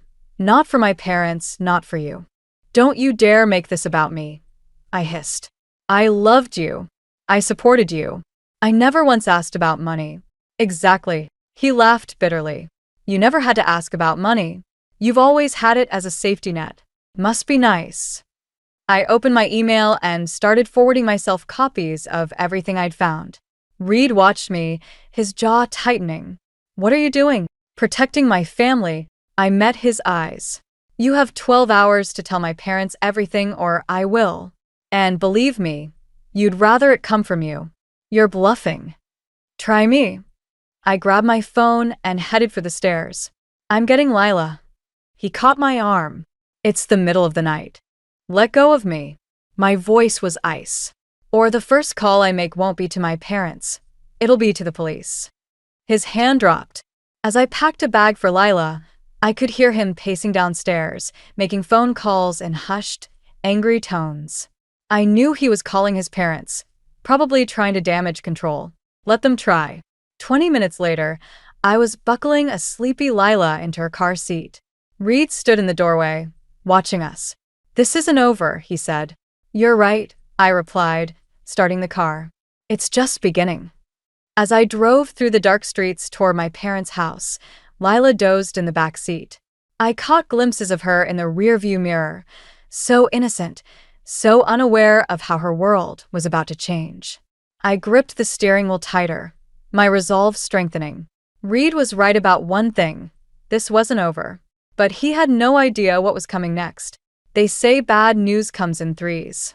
I just never expected all three to hit within 24 hours. The first came at dawn, when my lawyer called to tell me Reed had already withdrawn half our savings. Legal, since both our names were on the account, but devastating nonetheless. I sat in my parents' guest room, watching Lila sleep while my hands shook around my phone. The second blow landed at noon. Mom collapsed at one of her salons. Stroke, the doctor said in the sterile hospital hallway. She's stable, but the next 48 hours are critical. I stood there, numb, as Dad gripped my hand. The fluorescent lights made everything look harsh and unreal, like a bad dream I couldn't wake up from. The third hit just before midnight. A text from an unknown number. Thought you should see this. Attached was a photo of Reed leaving a hotel with Camille, carrying documents. The timestamp showed it was taken just hours after I'd left with Lila. I was still staring at my phone when Dad came back from the coffee machine. The vultures are already circling, he said quietly, handing me a cup. Reed's been calling the salon managers, trying to get financial information. How did you? Maria called. She's worked with your mother for 15 years. She knows something's wrong. He sat heavily in the plastic chair beside me. They all do. A nurse walked past, her shoes squeaking on the linoleum. Through the window of Mom's room, I could see her lying there, looking smaller than I'd ever seen her. The woman who taught me to stand on my own 2 feet couldn't even breathe without machines. Dad, I started, but my voice cracked. I know. He pulled out his tablet, pulling up documents I recognized from Mom's office. Your mother and I, we've been expecting something like this. Not this exactly, but what do you mean? We've seen the way Reed and his parents look at what we've built, like it's their backup plan. His fingers moved across the screen, entering passwords. Your mother made some changes last month. Transferred majority control of the salons to you. The coffee cup nearly slipped from my hand. She what? She said she had a feeling. He smiled sadly. She always did have good instincts about people. A commotion at the nurse's station made us both look up. Reed was there, arguing with security, Camille hovering behind him with her perfect makeup and predatory eyes. Sir, only family is allowed, the guard was saying. I am family, Reed's voice carried down the hall. That's my mother-in-law in there. I stood up, my body moving before my brain could catch up. Dad grabbed my arm. Let security handle it. No. I handed him my coffee. I need to end this now. Reed saw me coming and switched on his concerned husband act. Sloan, baby, I've been so worried. Save it. I stopped just out of reach. I saw the hotel photos. His face flickered with surprise before settling into righteous indignation. You're having me followed? Apparently someone else is. I glanced at Camille, who had the decency to look uncomfortable. What documents were you reviewing with your mother at the Grand Hotel? That's private business. Nothing about my family's business is private to you anymore. I stepped closer, lowering my voice. You have exactly one chance to walk away with your dignity intact. Leave now, or I release everything I found on your laptop to every investor you've ever worked with. Camille grabbed his arm. Reed, let's go. But he shook her off, his mask finally cracking. You think you can threaten me? I know things too. Things about your father's tech patents, about what? Dad's voice came from behind me, steady and cold. Please, enlighten us about my business, Reed. I'm very interested in hearing what you think you know. The security guard stepped closer. Sir, I need you to leave. For a moment, I thought Reed might actually try to fight. But then his shoulders slumped, and I saw him clearly for the first time, a scared little boy playing at being a businessman, drowning in his own lies. This isn't over, he said, but the threat sounded hollow. Actually, it is. I turned back toward Mom's room. My lawyer will contact you tomorrow. As they were escorted out, I heard Camille hissing at Reed, but I didn't bother listening. I had more important things to focus on, like protecting what my mother had built, like being the daughter she always believed I could be, like making sure the people who tried to destroy my family never got another chance. The salon mirrors reflected my mother's empty office chair as I sorted through the mess Reed had left behind. 3 days after her stroke, and I was already finding holes in the business accounts, small at first, then larger, like a trail of breadcrumbs leading to something worse. MS. Sloan. Maria, our head stylist, appeared in the doorway. They're here again. I didn't need to ask who they were. Through the glass walls, I could see Camille and Grant in the waiting area, dressed like they were heading to a board meeting instead of a beauty salon. Send them in. I kept my eyes on the computer screen, making them wait as I finished reviewing another suspicious transaction. Sloan, darling. Camille's perfume arrived before she did. We've been trying to reach you. I've been busy discovering what your son did to my mother's business. I finally looked up. Would you like to explain these transfer authorizations with your signature on them? Grant shifted uncomfortably. Now, Sloan, business is complicated. Theft usually is. I turned the screen toward them. Did you think no one would notice? That my mother would just write it off as a family favor? Your mother understood the importance of family, Camille said, her voice sharp. Unlike you, apparently. I laughed, the sound hollow even to my own ears. Family? Is that what you call embezzlement these days? We prefer to think of it as a temporary reallocation. Grant pulled out a folder. Actually, we have a proposal that could solve everyone's problems. The only problem I have is sitting in front of me. Camille leaned forward, her designer bracelet catching the light. Your mother's in the hospital, Sloan. The business needs strong leadership. Reed has experience. Reed has experience stealing from it. I stood up, my chair rolling back. And now I know you helped him. Be reasonable, Grant pleaded. We can make this go away. Sign over controlling interest to Reed, and we'll forget about pressing charges for the irregularities we found in your father's tech patents. My blood ran cold. What irregularities? Camille smiled, all teeth and triumph. Let's just say Reed did his homework. It would be a shame if the patent office received an anonymous tip about your father's early development processes. The pieces clicked together. Reed's late nights researching, his sudden interest in Dad's old projects. They'd been planning this for months. Get out. My voice was steady, despite the rage building in my chest. Think about Lila, Camille pressed. About her future. About what a messy legal battle would do to her. Something in me snapped. I picked up my mother's heavy glass paperweight, turning it over in my hands. You know what my mother told me about building this business? She said sometimes you have to be willing to break things to build them stronger. I brought the paperweight down on the corner of her desk, cracking the glass surface. They both jumped. That was your first warning. I set the paperweight down carefully. Here's your second. I have copies of everything. Every transfer, every forged signature, every reallocation. One phone call, and it all goes to the FBI. You wouldn't, Grant stammered. Think about Reed. I am thinking about Reed. I'm thinking about how good he'll look in orange. I walked to the door, holding it open. You have 24 hours to return every penny, or I start making calls. And if you ever mention my daughter again, I'll make sure the only way you see her is through prison visiting room glass. After they scurried out, Maria appeared with a cup of tea. Your mother would be proud, she said quietly. I looked at the cracked desk, thinking of Mom lying in that hospital bed, of Dad poring over his old patents, of Lila asking why she couldn't go home. No, I replied, picking up my phone. Not yet, but she will be. I dialed my lawyer's number, watching Camille and Grant hurry to their car through the salon windows. They thought they could use my family against me? Fine. Time to show them exactly what kind of woman my mother raised. Time to make them regret ever hearing the name Sloan. The divorce papers sat untouched on Reed's desk while he paced his office like a caged animal.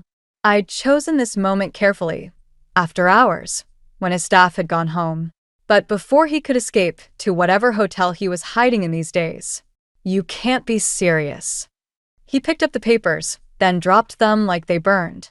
After everything we've built. You mean after everything you've stolen? I stayed standing, keeping the desk between us. The salon accounts, my father's patents, our savings? I was trying to save us. He slammed his hands on the desk. Your parents have been holding us back, controlling everything with their money. The only one trying to control anything is you. I pushed the papers toward him. Sign them. He laughed, a harsh sound that made me flinch. Or what? You'll tell Daddy? Have him sue me? Go ahead. I'll drag every skeleton out of his closet. Every shortcut he took building his precious tech empire. You're bluffing. Am I? He pulled out his phone, showing me documents I'd never seen before. Your father wasn't as clean as you think. Want to know how many corners he cut? How many people he stepped on? My hands started shaking. Those are fake. The patent office won't think so. His smile turned cruel. Neither will his investors. One anonymous tip, and it all comes crashing down. You destroy him just to hurt me? I destroy him to protect what's mine. He stepped around the desk. Including you. I backed away, bumping into the wall. I was never yours to own. No. He moved closer. Then why did you marry me? Because you loved me? Or because your parents approved of my pedigree, my connections? Stop it. Face it, Sloane. You're just like me. Playing the game, using people. I'm nothing like you. Really? He grabbed my wrist as I tried to leave. Then why are you here alone? Why didn't you bring your lawyer? Because you thought you could manipulate me, just like your mother taught you. I yanked my arm free. Don't talk about my mother. Poor Marlo, he continued, his voice mocking. All those years building her empire, and now she can't even speak to defend it. How long before the board pushes you out? A month? A week? Something inside me snapped. I grabbed the nearest object, a crystal award from his desk, and hurled it at the wall. The crash was satisfying, but not as satisfying as the way he jumped. You want to talk about manipulation? My voice shook with rage. Let's talk about how you and your parents planned this from the beginning. How you married me for my family's money. How you... The office door opened. Camille stood there, looking perfectly composed despite the late hour. I thought I heard voices. She glanced at the shattered crystal. Having a disagreement? Get out, I spat. I'm afraid I can't do that. She held up her phone. Not when I have such interesting security footage of you assaulting my son. My blood ran cold. What?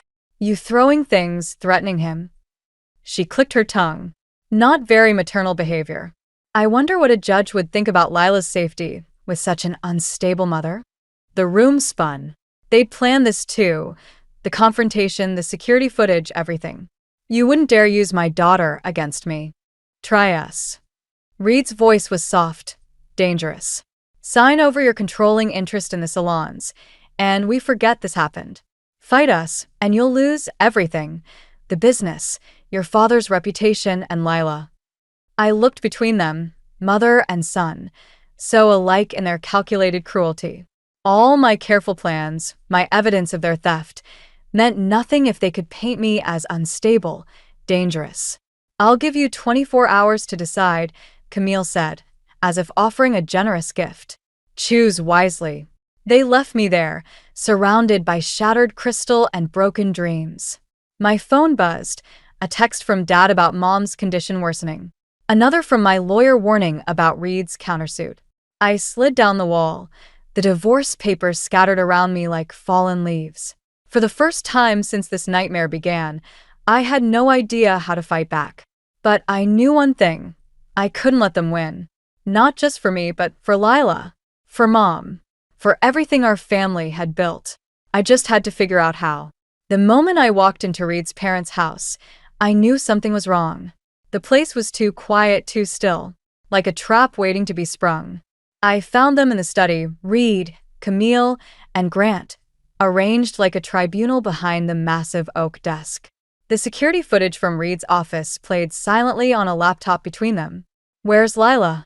I asked, my voice steady despite my racing heart.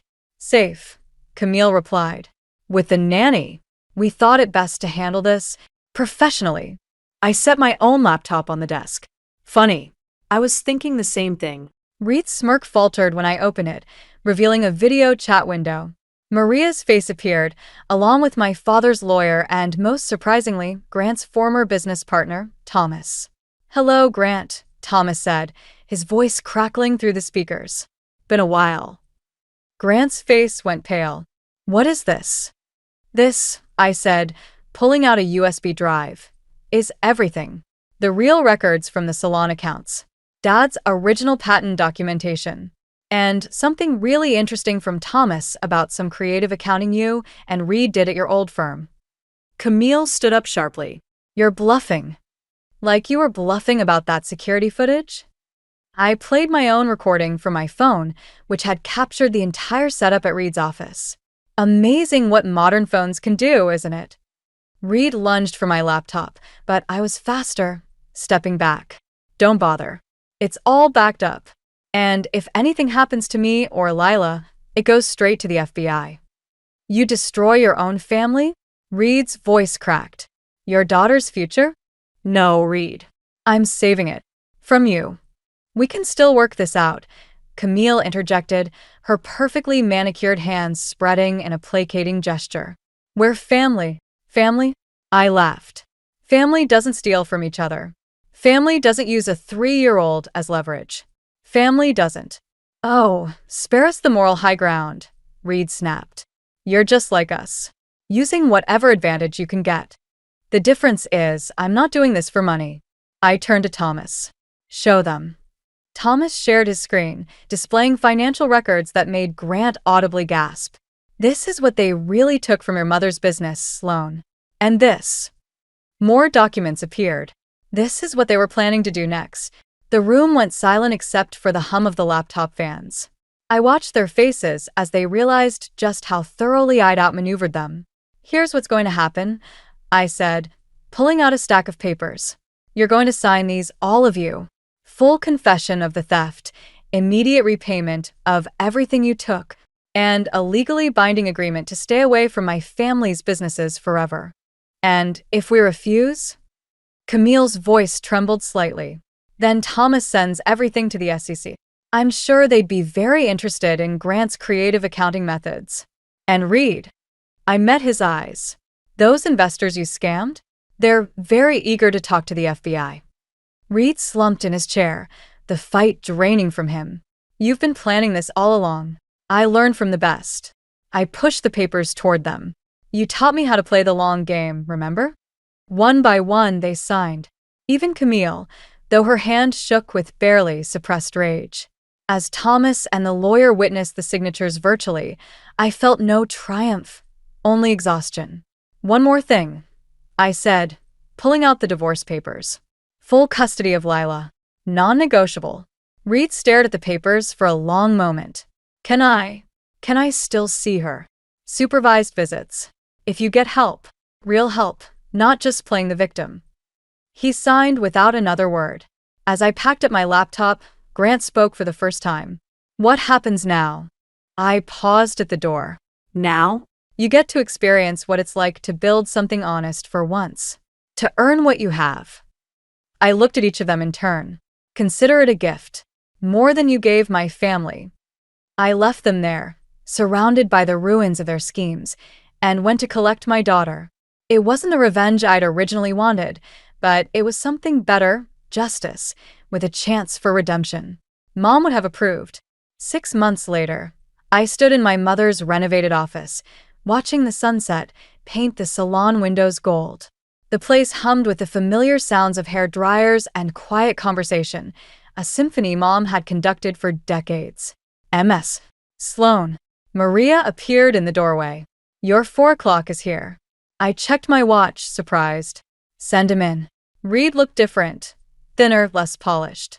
The designer suits were gone, replaced by a simple button-down and jeans. He carried a thick folder and something else I couldn't quite see. "Thanks for meeting me," he said, hovering in the doorway like a stranger, which I supposed he now was. "Lila's excited about the zoo tomorrow," I offered, keeping things neutral. The supervised visits had been going well, better than I'd expected. He nodded, then placed the folder on my desk. I've been doing some research about small business loans, specifically for salon expansions. There's a program that could help with those 3 new locations you're planning. I stared at him. Why? Because I owe you. More than money. He shifted uncomfortably. I've been working with a financial advisor, helping other people avoid the mistakes I made. It's good work. Honest work. And your parents? Haven't spoken to them since the divorce. They're in Florida now, trying to rebuild with what's left. He paused. I'm not asking for forgiveness, Sloan. Just a chance to do something right for once. I opened the folder, scanning the carefully organized documents. The research was thorough, professional, exactly what the business needed. Why now? Because Lila asked me something at our last visit. He pulled out what he'd been holding, a framed photo of Mom cutting the ribbon at her first salon opening. She wanted to know if her grandmother was a superhero because of how you talk about her. My throat tightened. What did you tell her? I told her the truth. That her grandmother built something amazing, and that her mother is even stronger for protecting it. He set the photo on my desk. I found this in my parents' storage. Thought it belonged here instead. I picked up the photo, remembering that day. I'd been 12, watching Mom shine with pride as she built her dream from nothing. Just like I was doing now. The loan program, I said finally. Is it legitimate? Completely. I'll send all the information to your lawyer first. No strings, no involvement from me unless you want it. I studied him, this new version of Reed, humbled but somehow more real than the polished salesman I'd married. I'll think about it. He turned to leave, then stopped. You know what the hardest part was? Realizing I had everything I needed already. A family, a home, love. I just couldn't see it through my own greed. And now I see clearly. He smiled sadly. Too late, but clearly. After he left, I sat at Mom's old desk, my desk now, and looked at the photo. The setting sun caught the glass, reflecting my own face over hers. Different women, different battles, same determination. My phone buzzed with a text from Dad. Mom squeezed my hand today. Doctors say it's a good sign. I smiled, touching the frame gently. Maybe Reed wasn't the only one getting a second chance. Maria knocked softly. The staff meeting's ready. We're discussing the expansion plans. I stood, straightening my jacket. Actually, I have some new information to share about that. From Reed's proposal? Maybe. I picked up the folder. But this time, we'll do it our way. The right way. As I walked into the conference room, I caught my reflection in the salon mirrors, not just Mom's daughter anymore, but my own person. Someone who could protect what mattered while still leaving room for growth, for change, for redemption. Even for those who might not deserve it. Because that's what real strength is, not just knowing how to fight, but knowing when to build something new from the ashes of what was lost. And we were just getting started. It was one of those days that seemed to blend into the rest. The kind of day where you go through the motions, not expecting much to change. I was sitting at the kitchen table, sipping my lukewarm coffee and scrolling through my emails, when a subject line caught my eye. You deserve to know. I clicked on it more out of curiosity than anything else. The email was anonymous, with a cryptic message that read, "Look closely before it's too late," followed by a photo of Grant, my husband, with a woman I didn't recognize. They were at a cafe, leaning in close, sharing a moment that looked far too intimate for my comfort. My heart skipped, then raced, as if trying to catch up with the reality that was unfolding before me. My name is Mabel, and up until that moment, I believed I had a pretty good handle on my life. I'm a dental hygienist, and I like to think I'm pretty good at reading people. But this felt like a betrayal I never saw coming. I stared at the screen, my mind a whirlwind of doubt and disbelief. Grant and I had been together for over a decade, and while things weren't perfect, I never imagined this.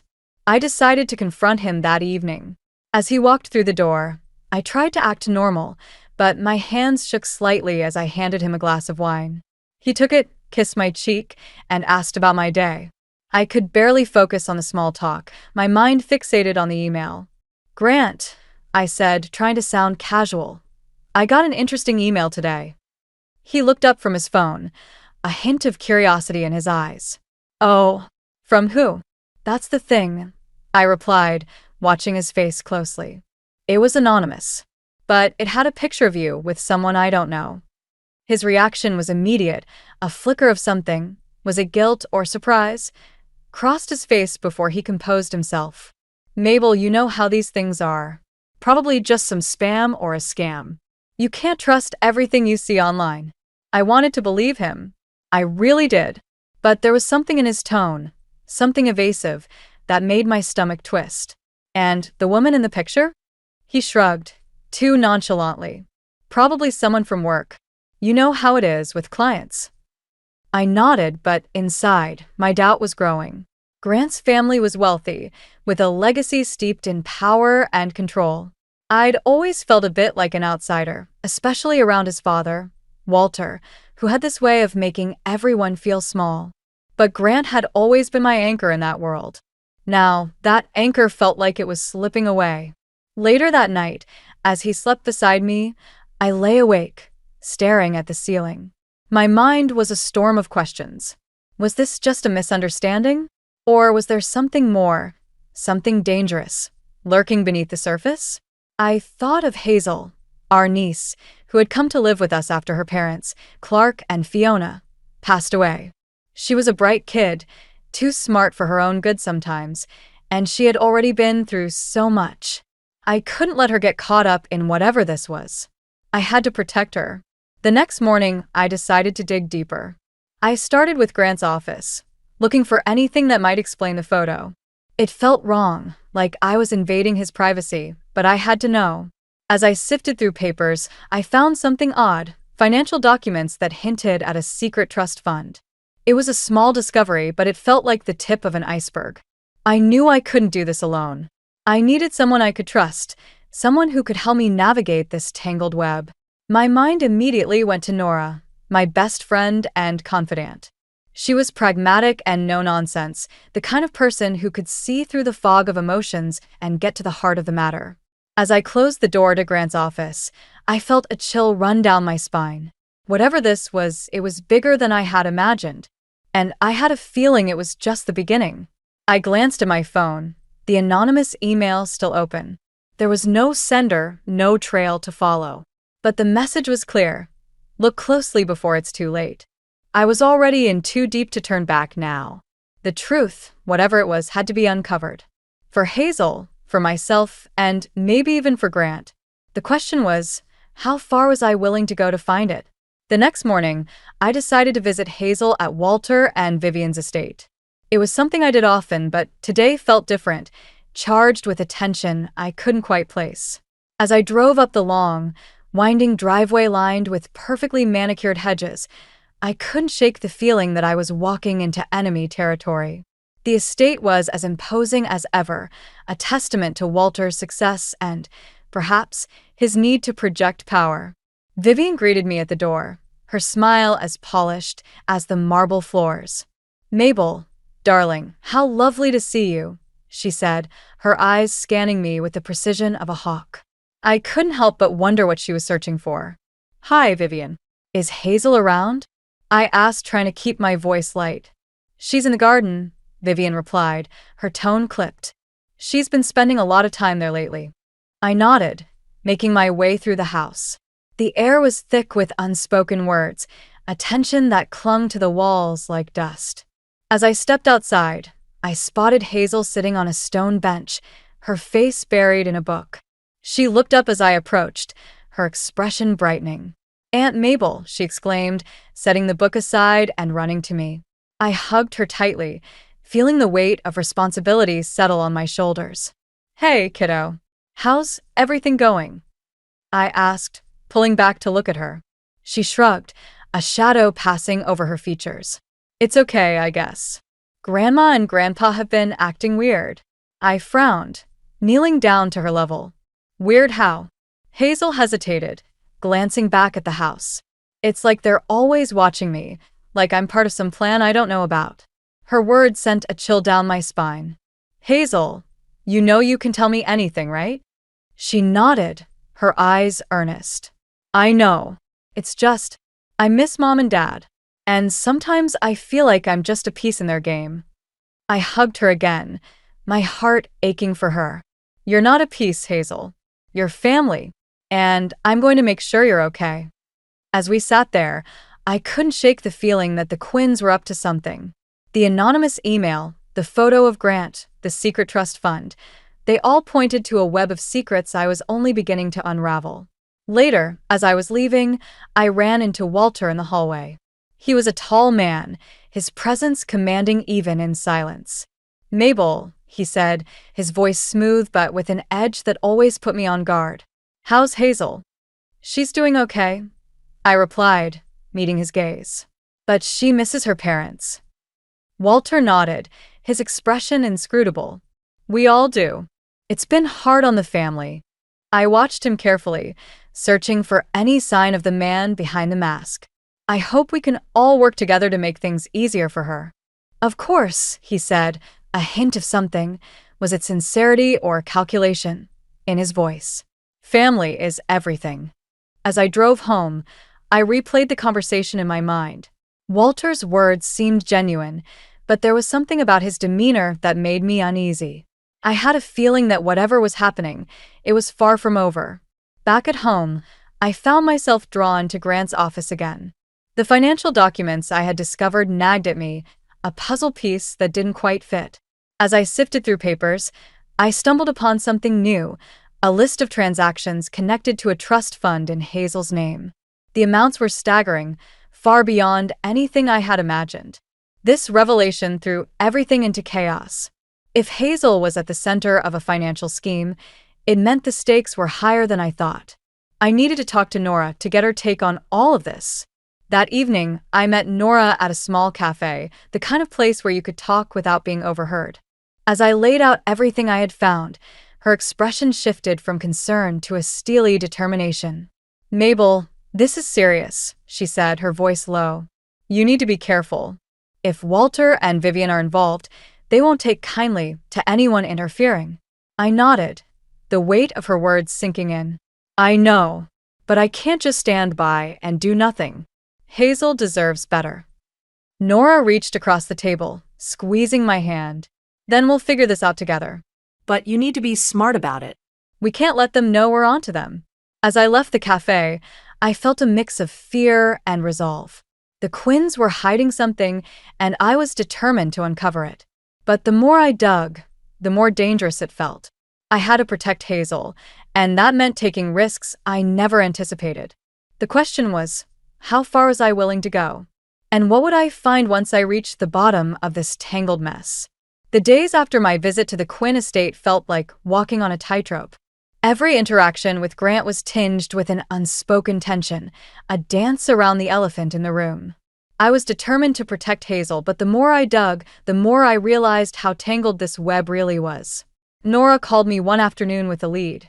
Mabel, I think you need to hear this, she said, her voice urgent. I was talking to a friend who used to work in finance. They mentioned something about Clark and Fiona looking into Walter's business deals before their accident.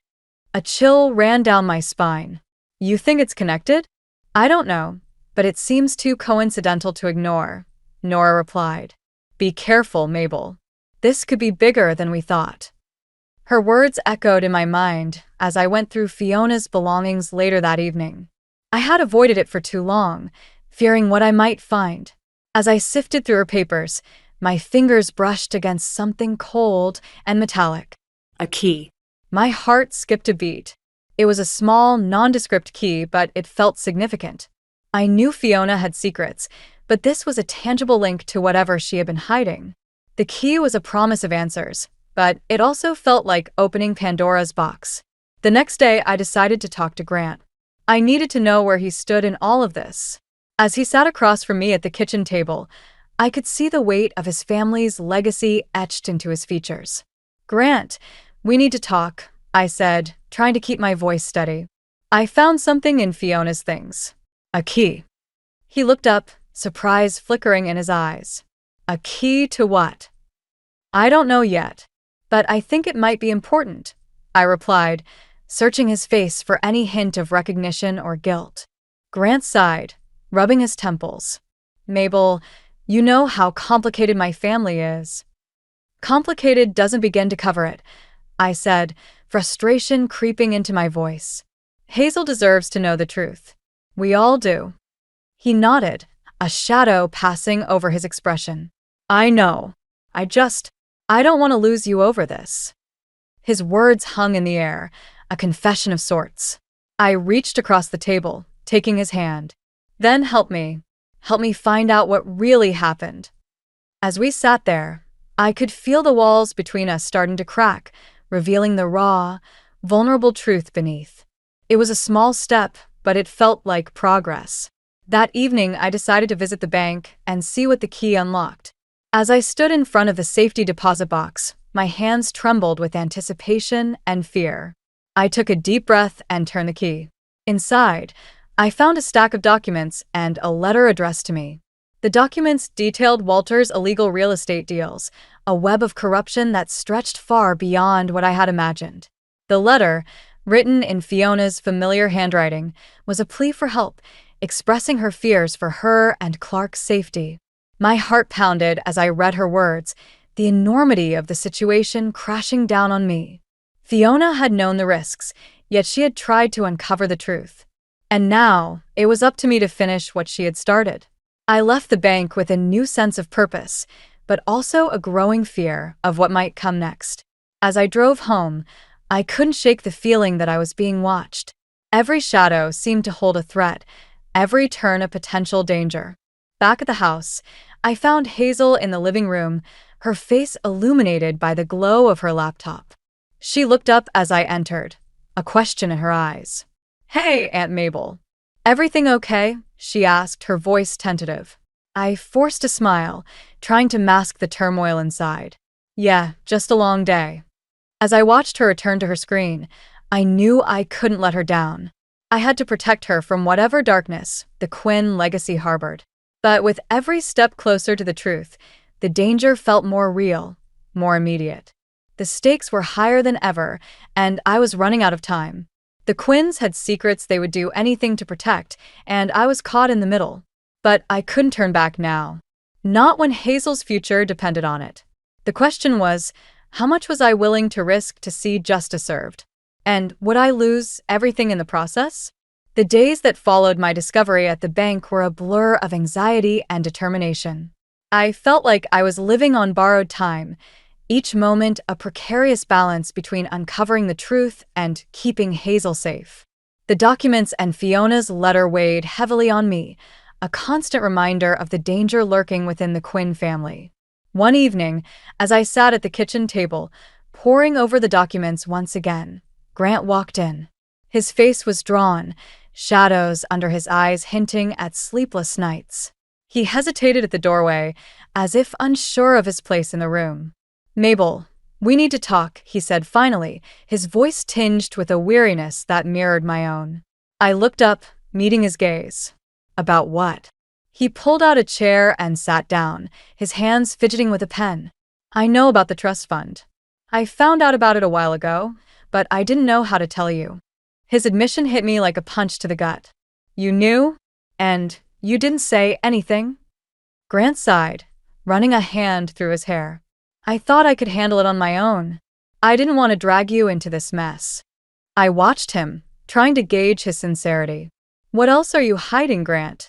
He hesitated, the silence stretching between us like a chasm. Walter's been grooming Hazel to take over someday.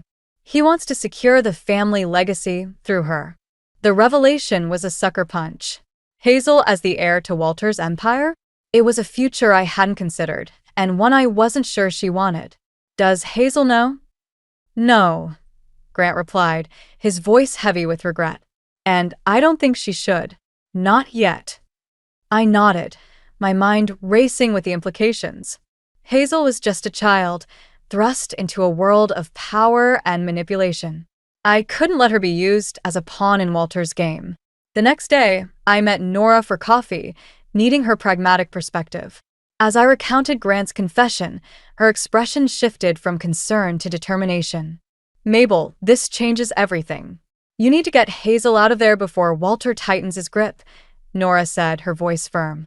I nodded, the weight of her words settling over me. But how? Walter's influence is everywhere. Nora leaned in, her eyes sharp. We need leverage. Something that will force Walter to back off. Her suggestion lingered in my mind as I drove home. I knew I had to act, but the path forward was fraught with uncertainty. The Quinns were powerful, and I was just one person trying to protect Hazel from a legacy she never asked for. That evening, as I sat with Hazel, I watched her laugh at something on her laptop, her innocence a stark contrast to the storm brewing around her.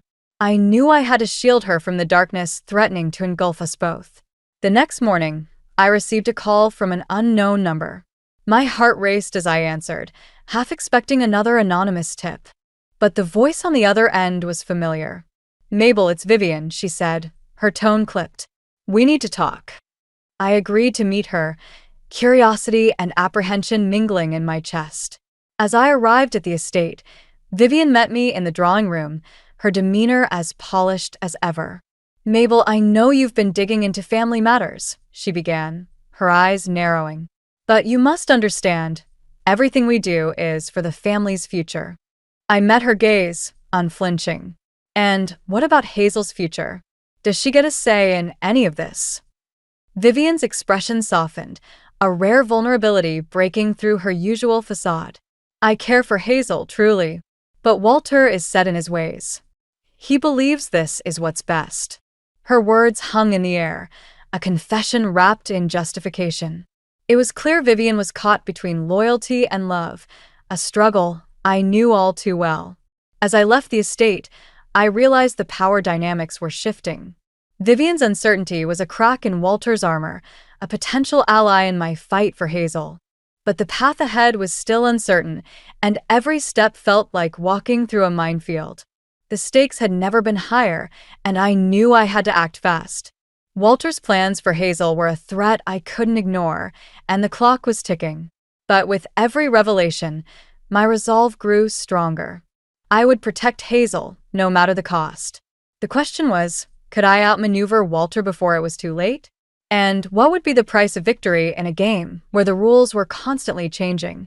With each passing day, the pressure mounted like a storm ready to break.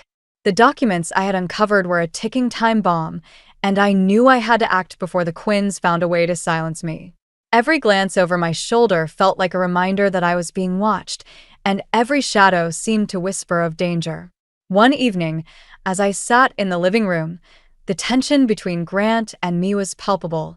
He paced the floor, a caged energy simmering beneath his calm exterior. I could tell he was wrestling with his own demons, caught between loyalty to his family and the need to protect Hazel. Mabel, we need to decide what to do next, he said, finally breaking the silence. His voice was steady, but there was an urgency in his eyes. I nodded, the weight of the decision pressing down on me. We can't let Walter get away with this, but we need to be smart about it. Grant paused, his gaze fixed on the floor. What if we go to the authorities? Hand over the documents and let them handle it. The suggestion hung in the air, tempting in its simplicity. But I knew it wasn't that easy. Walter's influence was far-reaching, and a misstep could put Hazel in more danger. And what if Walter finds out before we can? He'll do anything to protect himself. Grant's jaw tightened, frustration evident in the set of his shoulders. Then what do? We can't just sit here and wait for him to make the next move. I stood up, the restlessness propelling me into action. We need leverage, something that will force Walter to back off. As I spoke, an idea took shape, a risky plan that could turn the tide in our favor. But it was a gamble, and the stakes were higher than ever. I glanced at Hazel, who was sprawled on the couch with her headphones on, oblivious to the storm raging around her. We need to get Hazel out of here, I said, my voice firm with resolve. Somewhere safe, where Walter can't reach her. Grant nodded, understanding dawning in his eyes. I know a place. A cabin upstate. It's secluded and no one knows about it. The plan was set, but the execution was fraught with risk. We had to act quickly before Walter caught wind of our intentions. As the evening wore on, I packed a bag for Hazel, my hands shaking with the enormity of what we were about to do. The next morning, as we prepared to leave, there was a knock at the door. My heart leapt into my throat, fear and anticipation mingling in my chest. Grant opened the door to reveal Vivian, her expression a mix of concern and determination. "Mabel, Grant, we need to talk," she said, her voice urgent. "Walter's planning something. I don't know what, but you need to be careful." Her warning was unexpected, a glimmer of hope in the midst of chaos. "Vivian, we need your help," I said, seizing the opportunity. "We need to get Hazel to safety." Vivian hesitated, the conflict visible in her eyes. "I want to help, but if Walter finds out—" "We'll handle Walter," Grant interjected, his voice steady. "But Hazel needs to be away from here." Vivian nodded, a decision made. "I'll stall Walter, give you time to get away." With Vivian's help, we had a chance. But as we loaded Hazel into the car, a new fear gripped me. What if this wasn't enough? What if Walter's reach extended further than we imagined? As we drove away from the house, the gravity of our actions settled over me. We were crossing a line, stepping into a world where the rules were dictated by power and influence. But for Hazel's sake, it was a risk we had to take. The road stretched out before us, a path fraught with uncertainty and danger. But with each mile, my resolve hardened. I would do whatever it took to protect Hazel, even if it meant confronting the darkness within the Quinn family. The question was, how far would Walter go to maintain his empire? And could we outmaneuver him before it was too late? The drive upstate was tense, the silence in the car heavy with unspoken fears. Hazel sat in the back seat, headphones on, oblivious to the gravity of our escape. Grant's grip on the steering wheel was tight, his eyes fixed on the road ahead. I watched the trees blur past, each mile feeling like a small victory against the storm we were fleeing. But as we neared the cabin, a sense of unease settled over me. We were stepping into the unknown, leaving behind the safety of familiarity for a refuge that felt both promising and perilous. I couldn't shake the feeling that we were being watched, that Walter's reach extended further than we imagined. When we finally arrived, the cabin stood silent and secluded, surrounded by dense woods that offered both protection and a sense of isolation. Hazel bounded out of the car, eager to explore, while Grant and I unloaded the bags, our movements synchronized by necessity rather than comfort. As night fell, the weight of our situation pressed down on me. The cabin was a temporary sanctuary, but it couldn't shield us from the reality waiting beyond its walls. The documents I had found were a ticking time bomb, and Walter wouldn't rest until he regained control. Later, as Hazel slept upstairs, Grant and I sat in the dimly lit living room, the shadows casting long, looming shapes on the walls. The silence between us was thick, filled with the tension of unresolved questions and unspoken fears. "We can't stay here forever," I said finally, my voice breaking the quiet. "Walter won't stop until he finds us." Grant nodded, his expression grim. "I know, but we need time to figure out our next move." I leaned back, exhaustion tugging at my bones. What if we don't have time? What if he's already closing in? Grant's gaze met mine, a flicker of determination in his eyes. "We'll figure it out. We have to." His words were meant to reassure, but they only highlighted the precariousness of our situation. We were outmatched, a small family against a powerful empire, and the odds felt insurmountable. The next morning, a knock at the door shattered the fragile peace we had found. My heart leapt into my throat as I opened it, half expecting to see Walter's men. Instead, it was Nora, her face drawn with urgency. "Mabel, you need to know something," she said, stepping inside. "Walter's filed a missing persons report. He's using it to track you down." The revelation hit me like a punch, the walls of our sanctuary closing in. "How long do we have?" "Not long," Nora replied, her voice laced with worry. "You need to move and fast." As we scrambled to pack, the gravity of our situation became painfully clear. Walter was closing in, and our options were dwindling. Every plan we had seemed to unravel, leaving us with nothing but desperation and a dwindling sense of hope. In the chaos, Hazel approached me, her eyes wide with confusion. "Aunt Mabel, what's happening? Why are we leaving?" I knelt down, forcing a smile. "We're going on adventure, sweetie. Somewhere safe." Her brow furrowed, skepticism in her gaze. "But why do we have to hide?" Her question pierced through my resolve, a reminder of the innocence we were trying to protect. "Because we love you, Hazel, and we want to keep you safe." As we loaded the car once more, the reality of our situation settled over me like a heavy cloak. We were running out of time, and the path forward was shrouded in uncertainty. But just as we were about to leave, the sound of an approaching car stopped us in our tracks. My heart pounded as a black sedan pulled up, the driver's door opening to reveal Walter, his expression as unyielding as ever.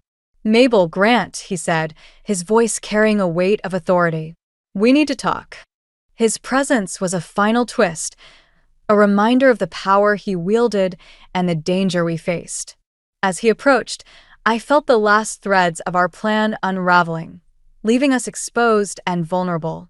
The confrontation was inevitable, and as Walter stood before us, I realized that our fight was far from over.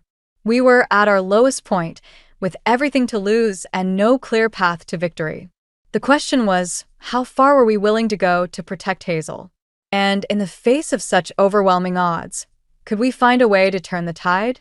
Walter stood before us, his presence as commanding as ever, but there was an edge to his demeanor that hinted at desperation. The sun was setting, casting long shadows across the clearing, and I felt the weight of the moment pressing down on me. This was it, the confrontation I had been dreading and anticipating in equal measure. "Mabel, Grant," Walter began, his voice smooth but carrying an undercurrent of steel. "I understand your concerns, but this isn't the way to handle things." Grant stepped forward, his posture tense. "And what is the way, Walter? To let you control Hazel's life, like you did with Clark and me?" Walter's eyes flickered with something akin to regret, but he quickly masked it with resolve. "I only want what's best for the family. And what about what's best for Hazel?" I interjected, my voice firm. "She deserves a future of her choosing, not one dictated by your ambitions." Walter's gaze shifted to me, his expression unreadable. "You don't understand the pressures of maintaining a legacy. The sacrifices needed." I shook my head, frustration boiling over. "Sacrifices? You mean like Fiona and Clark? How many more lives are you willing to ruin for the sake of your empire?" Walter's face hardened, but there was a flicker of vulnerability in his eyes. "I never intended for things to go this far. But once you're in, it's hard to get out." The admission hung in the air, a crack in the armor of the man who had always seemed unbreakable. But I couldn't afford to let sympathy cloud my judgment.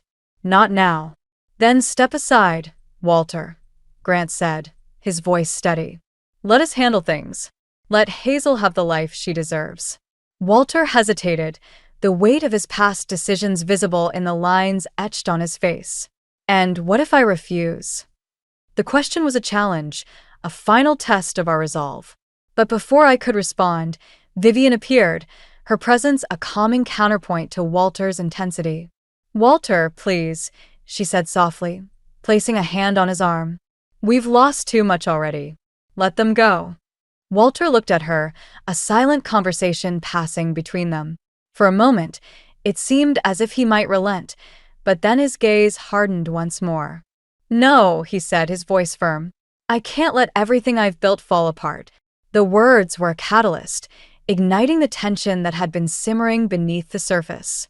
But just as the situation seemed poised to spiral out of control, Hazel stepped forward, her voice cutting through the chaos with surprising clarity. "Grandpa, stop," she said, her eyes wide but determined. "I don't want to be a part of this. I just want to be a kid." Her words were simple but powerful, a reminder of what truly mattered. Walter's expression faltered, and for the first time, I saw the man behind the facade, a grandfather torn between ambition and love. The moment stretched, the air thick with anticipation. But then, unexpectedly, Walter sighed, the fight leaving him. All right, he said quietly, the word carrying the weight of a lifetime of regrets. All right. The tension in the air dissipated, replaced by a fragile sense of relief. Walter's decision was a turning point, a step toward healing the rift that had torn our family apart. As the sun dipped below the horizon, casting the clearing in twilight, I felt a sense of closure settling over me. The battle was over, and though the path ahead was uncertain, it was one we would navigate together. The confrontation had brought us face to face with the core themes of our journey: revenge, justice, and the power of family. In the end, it was love and understanding that had prevailed, offering a glimmer of hope for the future. As we turned to leave, Walter called out, his voice carrying a note of vulnerability I had never heard before. "Mabel, Grant, thank you." His gratitude was unexpected, a testament to the change that had begun to take root. And as we walked away, I knew that though the road ahead would be challenging, we were no longer alone. Together, we would forge a new path, one defined not by the shadows of the past, but by the promise of a brighter future. The days following the confrontation with Walter were a whirlwind of change and reflection. The cabin, once a temporary refuge, now felt like the beginning of a new chapter. As we settled back into our lives, I could sense the shift in the air, a lightness that had been absent for too long. Walter kept his word, stepping down and transferring control of the family assets to Grant. It was a decision that surprised many, but it was a testament to the impact of our confrontation. The empire Walter had built was now in the hands of someone determined to use it for good. One afternoon, as the sun cast a warm glow over the garden, I found Hazel sitting under a tree, her laptop balanced on her knees. She looked up as I approached, a smile lighting up her face. "Aunt Mabel, look," she exclaimed, pointing to the screen. "I'm designing a website for a school project." Her enthusiasm was infectious, and I couldn't help but smile back. "That's amazing, Hazel. You're really talented." She shrugged, a hint of pride in her eyes. "I want to do something that helps people, like you and Uncle Grant." Her words touched something deep within me, a reminder of why we had fought so hard. Hazel's future was hers to shape, free from the shadows of the past. Later, as Grant and I sat on the porch, watching the sunset paint the sky in hues of orange and pink, the silence between us was comfortable, filled with the unspoken understanding of what we had overcome. "You did it," Grant said softly, his gaze on the horizon. "You protected Hazel and changed everything." I shook my head, a smile playing on my lips. "We did it. Together." He reached for my hand, his touch grounding me in the moment. "I've been thinking about what comes next, how we can make things right." His words were a promise, a commitment to the path we had chosen. The legacy Walter had left was complex, but it was also an opportunity to build something new, something better. As the days turned into weeks, we worked to secure Hazel's trust fund, ensuring her future was safe and independent. Walter's decision to step back had set a ripple effect in motion, one that allowed us to redefine what family meant. Vivian, too, found her place in this new world. She visited often, her presence a reminder of the strength that lay in unity. The past couldn't be changed, but it could be learned from, and she was determined to be a part of Hazel's life in a way that mattered. One evening, as I sorted through the last of Fiona's belongings, I came across a letter I hadn't noticed before. It was addressed to me, written in Fiona's familiar script. "Mabel, if you're reading this, it means you've uncovered the truth," it began. "I always believed in the power of family to heal and transform. Protect Hazel, and remember that love is stronger than any legacy." Her words were a balm to my soul, a reminder of the journey we had taken and the strength we had found in each other. As I sat there, the letter in my hands, I realized that our story was one of redemption and transformation. We had faced the darkness and emerged stronger, guided by love and the promise of a brighter future. But even as we moved forward, a lingering question remained: what would we do with the power now in our hands? The answer lay not in the past, but in the choices we made each day, in the commitment to use our influence for good. In the end, the journey had been about more than just justice or revenge. It was about finding our way back to each other, about forging a path defined by love and resilience. As the sun set on our new life, I knew that whatever challenges lay ahead, we would face them together, united by the bonds we had fought so hard to protect. And as Hazel joined us on the porch, her laughter ringing out into the evening, I knew that we had found something precious, a family bound not by secrets or power, but by the simple, enduring truth of love. I never thought I'd feel jealous watching someone else's mom make dinner, but there I was, frozen in Tessa's kitchen doorway, watching Mrs. Monroe teach her daughter how to properly dice an onion. The way she guided Tessa's hands, laughing at her daughter's exaggerated tears from the fumes, it hit me like a punch to the gut. My name's Lila, and I've spent 18 years pretending I was fine with how things were in my family. But something about that simple moment between Tessa and her mom cracked something open inside me that I couldn't close again.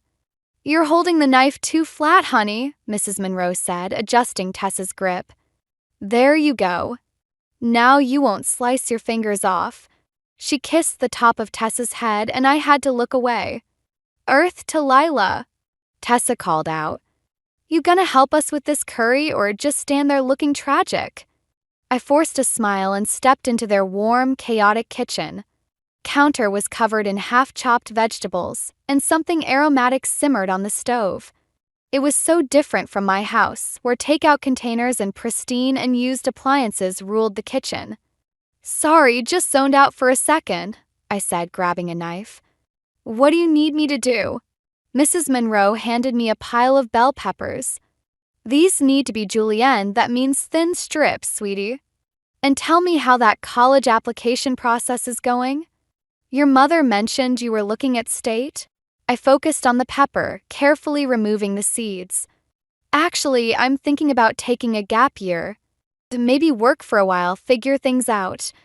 I waited for the lecture about wasting potential, the one my parents had already given me twice this week. Instead, Mrs. Monroe just nodded. "That's perfectly reasonable. Sometimes we need time to find our path." She squeezed my shoulder as she passed, and I nearly cut myself from the unexpected gesture. My phone buzzed, probably my mother reminding me about dinner. I'd been avoiding going home lately, making excuses to stay at Tessa's or the library. Anything to dodge another silent meal where the only sounds were forks scraping plates and my father's occasional comments about his dental practice. "Stay for dinner?" Tessa asked, reading my mind as usual. "Mom always makes too much anyway." Before I could answer, my phone buzzed again. This time it was a text from my father. "Family meeting tonight. Mandatory. 7 p.m. sharp." "Can't," I said, showing Tessa the text. "Apparently, we're having a family meeting." "Ooh, sounds serious," Tessa waggled her eyebrows. "Maybe they're finally getting you that pony you asked for when you were 7. I forced a laugh, but something felt off. My parents didn't do family meetings. They did carefully scheduled appointments and efficiently managed conversations, usually about my academic performance or career trajectory. "I should head out," I said, washing my hands. "Thanks for letting me help with dinner, Mrs. Monroe." "Anytime, sweetheart. You're always welcome here." She gave me a quick hug and I had to blink back sudden tears. The walk home felt longer than usual. Our house stood dark and imposing against the evening sky, every window dark except for my father's study. Through the glass, I could see him on the phone, pacing with that focused expression he got when closing a deal or planning an investment. My mother's car wasn't in the driveway yet, but her text had confirmed she'd be home for the meeting. Whatever this was about, it was big enough to disrupt her usual late nights at the office. I stood at the bottom of our perfect stone walkway, looking up at our perfect house with its perfect landscaping, and felt something shift inside me. Whatever was coming, whatever this meeting was about, I had a feeling it would change everything. Taking a deep breath, I started up the path, the smell of Tessa's family's curry still clinging to my clothes. A reminder of everything I didn't have waiting for me behind that heavy front door. The family meeting turned out to be more of an execution, just with expensive wine instead of a last meal. My parents sat across from me at our formal dining table, their faces wearing the same expression they used when firing household staff. "We're moving to Switzerland," my father announced, swirling his wine like this was a casual dinner conversation. "I've accepted a position with an international dental consortium. Your mother will be heading their PR department." I waited for the rest, the part about my college plans, about where I'd be living. The silence stretched until I realized they weren't going to say it. I had to ask, "When do we leave?" My mother's perfectly manicured fingers tapped against her wine glass. "We leave in 3 weeks. You, however, will not be joining us." The words hit like ice water. "What?" "You're 18 now, Lila," my father said, his tone practical. "Old enough to start building your own life. We've arranged for your trust fund to become accessible, and there's enough there for a modest apartment and living expenses while you attend university." I stared at my mother, searching for any hint of emotion. She met my gaze with the same detached interest she showed during charity galas. "This is an opportunity for you to develop independence," she said. "We've provided everything you need to succeed. Everything except parents who gave a damn. When were you planning to tell me? Or was this meeting my notice to vacate?" My voice came out steadier than I felt. "Don't be dramatic," my father sighed. "We're giving you 3 weeks to make arrangements. That's more than generous." I pushed back from the table, my chair scraping against the hardwood. "Right. Generous. Like abandoning your kid is some kind of gift." "We're not abandoning you," my mother's voice sharpened. "We're treating you like the adult you are. Many young people would be grateful for this level of financial support." I laughed, the sound harsh in our too-perfect dining room. "Yeah, I'm sure lots of kids dream of being bought off so their parents can start a new life without them." Moving toward the stairs, I heard my father call out, "Where are you going?" "We haven't finished discussing the arrangements." "I'm going to pack," I shot back. "Wouldn't want to waste any of your generous 3-week notice." In my room, I grabbed my laptop and started searching for apartments, my vision blurring. A notification popped up, an email from my mother, already forwarding contact information for realtors and financial advisors. Of course. They'd probably had this planned for months. My phone buzzed with a text from Tessa. "How was the family meeting? Everything okay?" Before I could respond, I noticed an envelope that had fallen from my mother's home office while I was storming upstairs. The address caught my eye. It was to my Aunt Marge, my mother's estranged sister who we never discussed. The letter was unsealed. I knew I shouldn't read it, but at this point, what more could they do to me? The contents made my hands shake.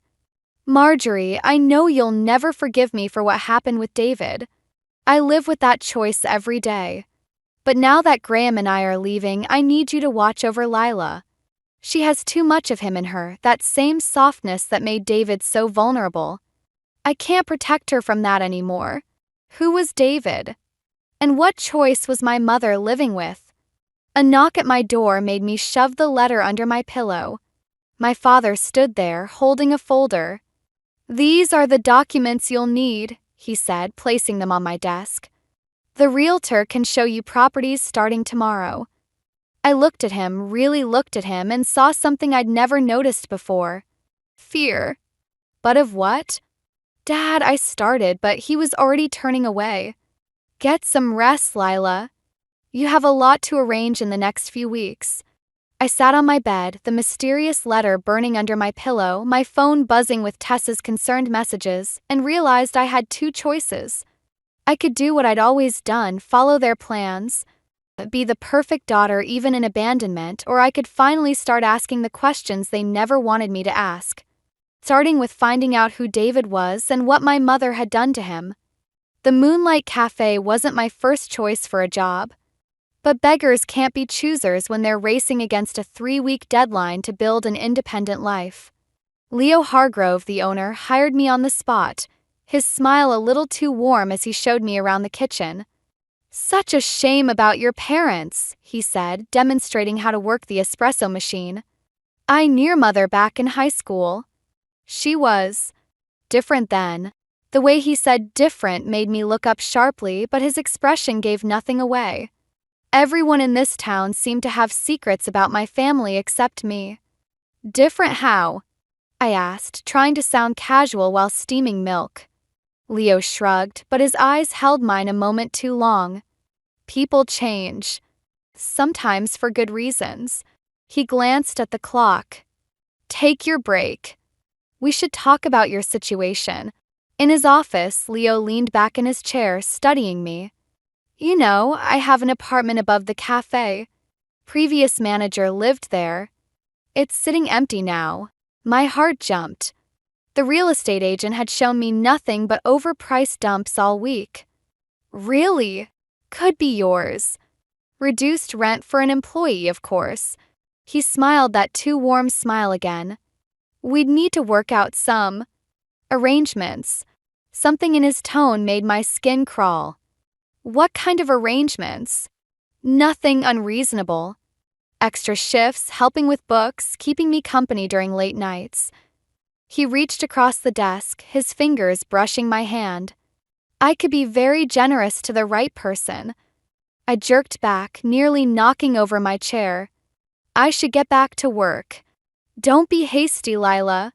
You're in a tough spot. I'm offering help. His voice hardened slightly. Your mother would understand. She made similar choices when she was young. The implications hit me like a slap. What exactly do you know about my mother? Enough to know the apple doesn't fall far from the tree. He stood, moving around the desk. Think about it. The offer stands. For now. I backed toward the door. I quit. You're just like him, Leo called after me as I fled. David never could see an opportunity when it was right in front of him either. I froze. David? But Leo just smiled and turned away, leaving me with another piece of the puzzle I couldn't quite fit. Sighed, I slumped against the building, hands shaking as I pulled out my phone and the crumpled letter from my pocket. 2 mentions of David in 2 days after 18 years of never hearing the name. I googled David Caldwell plus our town name. The first result made my blood run cold. Local teen's disappearance remains unsolved after 20 years. The grainy photo showed a boy around my age, with a familiar smile that hit me like a punch to the gut. My phone buzzed, a text from my mother. The realtor said you haven't chosen an apartment yet. Time is running out. Another buzz. Stay away from Leo Hargrove. I stared at the second message, anger and confusion burning in my throat. Now she wanted to protect me? After arranging to abandon me in the same town where her nephew had vanished? My fingers moved before I could think better of it, typing in Aunt Marge's address from the letter. It was only a 20-minute drive. Going to be late, I texted my parents. Don't wait up. The response came instantly. Do not contact Marjorie. This isn't up for discussion. But I was done with their discussions, done with their secrets and schemes. If they wouldn't tell me the truth about David, about why they were really leaving town, about what Leo knew, then I'd find someone who would. I got in my car and pulled up directions to Aunt Marge's house, the newspaper article about David still open on my phone. Whatever had happened 20 years ago, whatever choice my mother had made, it was all connected to why they were abandoning me now. And I was going to find out exactly what they were running from. Aunt Marge's house looked exactly like the kind of place someone with secrets would live, all overgrown hedges and peeling paint, with wind chimes that rattled like old bones in the evening breeze. I sat in my car for 10 minutes before working up the courage to knock. The door opened before my knuckles could touch it. I wondered when you'd show up. Aunt Marge looked nothing like my mother, where Celeste was all polished edges. Marge was soft curves and faded flannel. You have his eyes. David's. The name slipped out before I could stop it. Something flickered across her face. Come in before the neighbors start talking. God knows they've done enough of that over the years. The inside was cluttered but clean, with mismatched furniture and walls covered in photographs. I stopped at one showing my mother as a teenager, her arm around a smiling boy who could only be David. "That was 2 weeks before," Marge said quietly. "Before everything changed. What happened to him?" She moved to the kitchen, putting on a kettle. "Your mother never told you?" "My mother never tells me anything." I followed her, watching as she pulled out 2 chipped mugs. "But Leo Hargrove seems to know all about it." The mug slipped from Marge's hands, shattering on the linoleum. "You've spoken to Leo?" "He offered me a job. And an apartment. And other things." Marge's face went pale. "You stayed away from him?" "I quit." "But he said something about my mother making similar choices when she was young." "That bastard," Marge whispered, her hand shaking as she cleaned up the broken ceramic. "After all these years, he's still—" My phone buzzed, another text from my mother. "Come home immediately. We know where you are." "They're going to try to stop me from finding out the truth, aren't they?" I showed Marge the message. She straightened up, something hardening in her expression. "Your mother's been running from the truth for 20 years. But maybe it's time someone finally told it." Before she could continue, headlights swept across the windows. Car door slammed. "Marjorie!" My mother's voice, sharp as broken glass. "Open this door." Marge grabbed my arm. "Back door. Go to the garage. There's a box on the top shelf marked David's things. Take it. Read everything. Then you'll understand why they're leaving and why they want you gone too." "Marge, please." "Go. I'll hold them off." "But Lila." Her eyes met mine.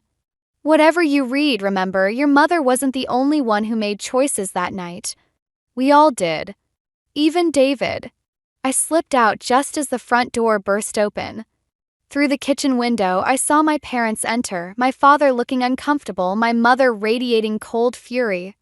"Where is she?" Celeste demanded. "Hello, sister. 20 years since you've crossed my threshold, and that's how you greet me." I crept into the garage, finding the box exactly where Marge said it would be. Inside was a stack of newspapers, letters, and a leather-bound journal. The first headline made my blood freeze. "Local teen missing after confrontation at Moonlight Cafe." Beneath it was a photo of Leo Hargrove, 20 years younger, being questioned by police. And there, in the background, barely visible, my mother, being led away in tears. A noise from the house made me jump. I shoved everything back in the box and slipped out the side door just as I heard my mother's voice rise. "You have no right to tell her anything about that night. She has every right to know why her cousin disappeared," Marge shot back. "And why you've been protecting his killer all these years." I nearly dropped the box. Killer? My mother had protected David's killer? As if sensing my thoughts, my phone lit up with one final message from my mother. "Whatever you think you know, you don't understand. Come home now or there will be consequences." But standing there in the dark, clutching a box full of 20-year-old secrets, I realized I was done letting them threaten me with consequences. It was time they faced some of their own. I spent the night in Tessa's garage, surrounded by David's box of secrets. The newspapers painted a familiar story. Teenage boy vanishes after late-night argument at local cafe. But David's journal told a different tale, one that made my hands shake as I read. "Leo knows about Mom and Uncle Jack," the last entry read. "Says he'll tell everyone if I don't keep quiet. But Celeste says she has a plan." My mother had a plan. And hours later, David disappeared. Dawn was breaking when Tessa found me, still reading. "Your mom's been calling everyone," she said, sitting beside me. "She even called my parents at midnight. Did you know about any of this?" I showed her the newspaper clipping about David. "Mom and Dad never talk about it. But sometimes when your mom comes up in conversation, they get this look." She trailed off, reading over my shoulder. "Wait, Uncle Jack? As in your dad's brother?" The one who died in that car accident the year before I was born. I pulled out another letter, this one from David to my mother. Except according to this, he didn't die in an accident. He killed himself after Leo threatened to expose their affair. My phone buzzed. Aunt Marge, your mother's looking for you. Be careful. Leo's helping her search. Why would she team up with Leo? Tessa asked. If he's the one who? Because they're both protecting something bigger than David's disappearance. I held up the journal. The last few entries, David was investigating money moving through the cafe. Large deposits, always after Uncle Jack's dental practice made withdrawals. Money laundering? Through Dad's practice too after Uncle Jack died. David figured it out, threatened to expose everything. I closed the journal, feeling sick. No wonder they're running to Switzerland. And leaving me behind as a distraction. Tessa grabbed my arm. Lila, look. Through the garage window, we could see Leo's car crawling past, scanning the street. My phone lit up again, my mother. Whatever David told you in those journals, he was confused. Come home. We can explain everything. How does she know about the journals? Tessa whispered. Because Aunt Marge must have told her what she gave me. I started shoving everything back in the box. Which means... A knock at the garage door made us both jump. Lila. Aunt Marge's voice. I know you're in there. Please, we need to talk. I opened the door cautiously. Marge looked exhausted, her eyes red. I had to tell them what I gave you. They have leverage. You mean they threatened you? I said flatly. Like they threatened David? It's complicated. What happened that night? Was my mother involved in David's disappearance? Marge flinched. She was trying to protect him. We all were. But Leo, he had other plans. And now you're all protecting Leo? After what he did. We're protecting you. Marge's voice cracked. Why do you think your mother's leaving you behind? As long as you're here, safe and ignorant, Leo won't. Car door slammed outside. My mother's voice carried through the garage. Marjorie? Is she in there? Marge grabbed my shoulders. Whatever you do, don't confront Leo. He's been watching you since you turned 18. Just like he watched David. Why? What does he want? The same thing he wanted then, someone young and desperate enough to be controlled. To keep the operation running while your parents established the European connection. Another car pulled up Leo's distinctive engine. Marge pressed something into my hand, a key. Storage Unit 23, Cross Creek Facility. Everything David collected is there. The proof he never got to show the police. She pushed me toward the back door. Run. And Lila? I'm sorry. For all of it. As I slipped out into the morning light, I heard Leo's voice. Found her car around the corner. She can't have gone far. They were wrong about one thing. I wasn't running from the truth anymore. I was running toward it, straight to the evidence that would bring down everyone who'd had a hand in destroying David's life. And maybe, finally, give him the justice he deserved. The storage unit door groaned open, revealing stacks of boxes and a musty darkness that made my skin crawl. I'd barely switched on my phone's flashlight when I heard footsteps behind me. I knew you'd come here. My mother's voice, tired and hollow. Just like David did. I spun around. She stood in the doorway, looking smaller somehow, her perfect posture crumbling at the edges. How did you? Marge texted me. She's trying to protect you, even if you can't see it. She stepped inside, closing the door behind her. We all were. By covering up his murder? Murder. She laughed, a broken sound. Is that what you think happened? The journal entries, the money laundering, Leo's threats. Leo didn't kill David. She moved to a stack of boxes, running her fingers along one marked evidence. David killed himself. Right here in this storage unit. After I convinced him to help us trap Leo. The flashlight beam trembled. What? We thought we were so clever. David would pretend to join Leo's operation, gather evidence, wear a wire. Her voice cracked. But Leo knew. He always knew. He showed David photos of me, of Jack, of all the evidence he had against our family. Said if David went to the police, we'd all go down. So David just gave up. He left a note, saying he couldn't live with either choice, destroying his family or letting Leo win. She pulled something from her pocket, a folded piece of paper, worn at the creases. I found him here. Too late. I grabbed the note, my hands shaking as I read David's last words. I'm sorry, Aunt Celeste. I tried to be strong enough. Take care of Mom.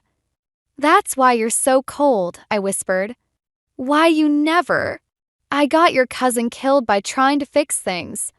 By thinking I could outsmart someone like Leo. She met my eyes. When I saw you getting closer to him at the cafe, watching him draw you in like he did David, a metallic click cut her off. The storage unit door. Quite the family reunion. Leo's voice made my blood freeze. Though you forgot to invite me. He stood in the doorway, backlit by the hallway fluorescence. Something glinted in his hand. You're not taking her too, my mother stepped between us. Actually, Celeste, I think it's time Lila learned the whole truth. About David, about Jack. He smiled. About what really happened to all that money. Mom, my voice sounded small, even to me. What's he talking about? Tell her, Celeste. Tell her who really suggested using David as bait. Who knew he was unstable, knew he might crack under pressure. That's not, my mother started. Tell her who kept the operation running after David died. Who used her own guilt to build our little empire. He stepped closer. Tell her why you're really running to Switzerland. My mother's shoulders sagged. I had to protect what was left of my family. By working with him. The betrayal burned in my throat. After what he did to David, I did what I had to do. And now, she turned to Leo. Now we're done. The evidence, the accounts, everything David collected, it's all here. Take it. Leave Lila out of this. Leo's laugh echoed off the metal walls. Oh, Felicite. You still think you're in control? He raised the gun. But we both know how this ends. Just like it did with David. The storage unit plunged into darkness as my flashlight died. A shot rang out. Someone screamed, maybe me. When the emergency lights flickered on, my mother lay crumpled against the boxes, red spreading across her designer blouse. Leo was gone, along with the box-marked evidence. Mom! I pressed my hands against the wound, feeling her blood seep through my fingers. Stay with me. Please. Her eyes focused on something behind me. Run, she whispered. Footsteps approached. Like mother, like daughter, Leo's voice came from the doorway. Always trying to fix things that should stay broken. I turned, seeing the gun aimed at my head, and realized with startling clarity that I finally understood how David felt in his final moments. Sometimes there are no good choices left. The fluorescent lights flickered as Leo's finger tightened on the trigger. My mother's blood was still warm on my hands, and somewhere in the distance, sirens wailed. You won't shoot me, I said, surprising myself with how steady my voice sounded. You need me. Leo's smile didn't reach his eyes. And why's that? Because I'm the only one who knows about the second set of books. The words tumbled out before I could second-guess them. The ones David actually hid. His gun hand wavered slightly. Behind me, I heard my mother's labored breathing. You're bluffing, Leo said, but uncertainty crept into his voice. David never had time to tell you about them? Course not. You scared him into suicide before he could. I stood slowly, positioning myself between Leo and my mother. But he told someone else. Someone you never suspected. A door slammed somewhere in the storage facility. Leo's head jerked toward the sound. You really think David would trust his aunt? I pressed. The sister of the woman having an affair with his uncle? No. He trusted someone his own age. Someone who could wait years to use the information. Tessa, Leo breathed. That's why you two were always at the cafe. I forced a laugh. All those years, watching you, learning your operation. Did you really think I applied for that job by accident? The sirens were closer now. Leo's face twisted with rage and doubt. You're lying, he snarled, but his eyes darted to the door again. Maybe. But can you risk it? Police are coming.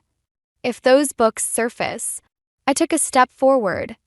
How many people did you really kill, Leo? David wasn't the first, was he? Shut up. The gun shook in his hand. Or was it all just manipulation? Making people think death was their only escape? Another step. Like you tried with me? I said shut. The storage unit door burst open. Aunt Marge stood there, holding something that made Leo's face go white. Looking for this? She held up a USB drive. David gave it to me the night he died. Said if anything happened to him, I should keep it safe until Lila was old enough. That's impossible, Leo whispered. You weren't even in town that night? Marge's laugh was bitter. I was. Celeste called me worried about David. I got here too late to save him, but not too late to find what he left behind. Leo swung the gun toward Marge. I lunged, grabbing his arm. The shot went wide, sparking off metal walls. We grappled for the weapon as Marge shouted something I couldn't hear over the blood pounding in my ears. His finger found the trigger again. I twisted, remembering a self-defense move Tessa's dad had taught us years ago. The gun went off. Leo staggered back, a look of surprise crossing his face as red bloomed across his chest. He fell, the gun clattering away. Lila, my mother's voice, weak but urgent. The box? Under the tarps? I scrambled to where she pointed. Under dusty tarps lay a metal box, its lid covered in familiar handwriting David's. He knew, my mother whispered as I opened it. Knew what would happen. Left everything we'd need.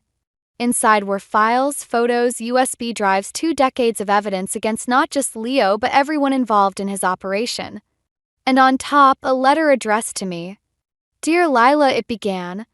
If you're reading this, it means you're facing the same choice I did. But you're stronger than I was.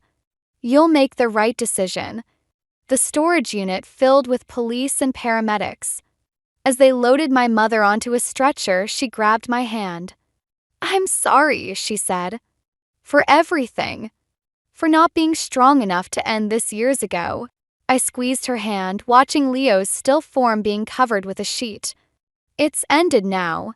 Aunt Marge wrapped an arm around me as the paramedics wheeled my mother away. David would be proud, she said softly. You finished what he started. I looked down at the letter in my hands, thinking of choices and consequences, of strength and weakness, of the thin line between justice and revenge. No, I said.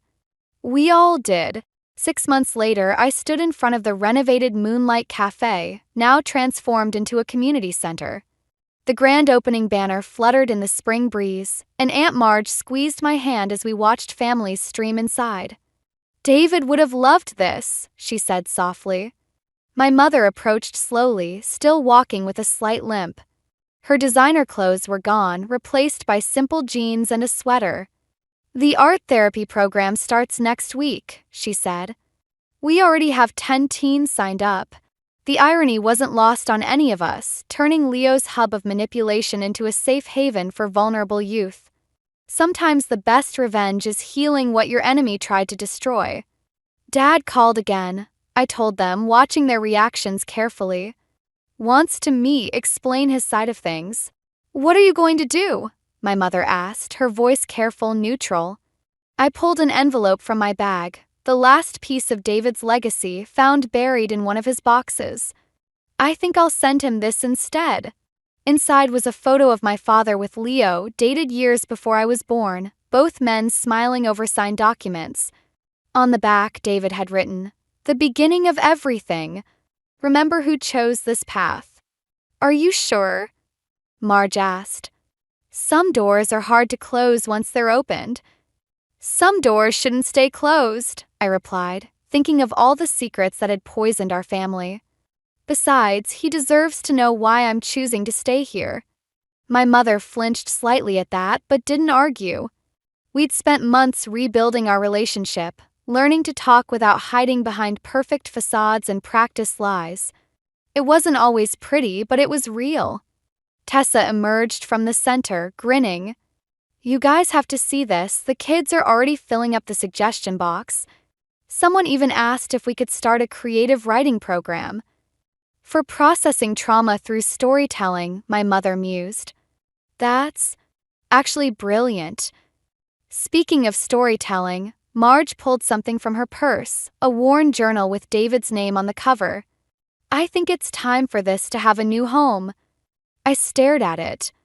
"But that's the journal that started everything?" "Yes." She pressed it into my hands. "But look at the blank pages in the back.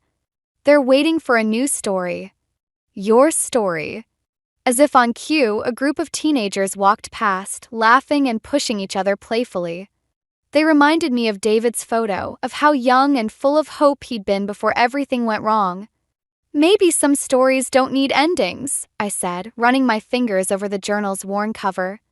"Maybe they just need new beginnings." My mother touched my shoulder, a gesture that once would have felt foreign but now carried the weight of everything we'd survived together. "New beginnings require letting go of old endings." I nodded, thinking of the letter I'd written to my father, still unsent. "I forgive you, but I don't need you."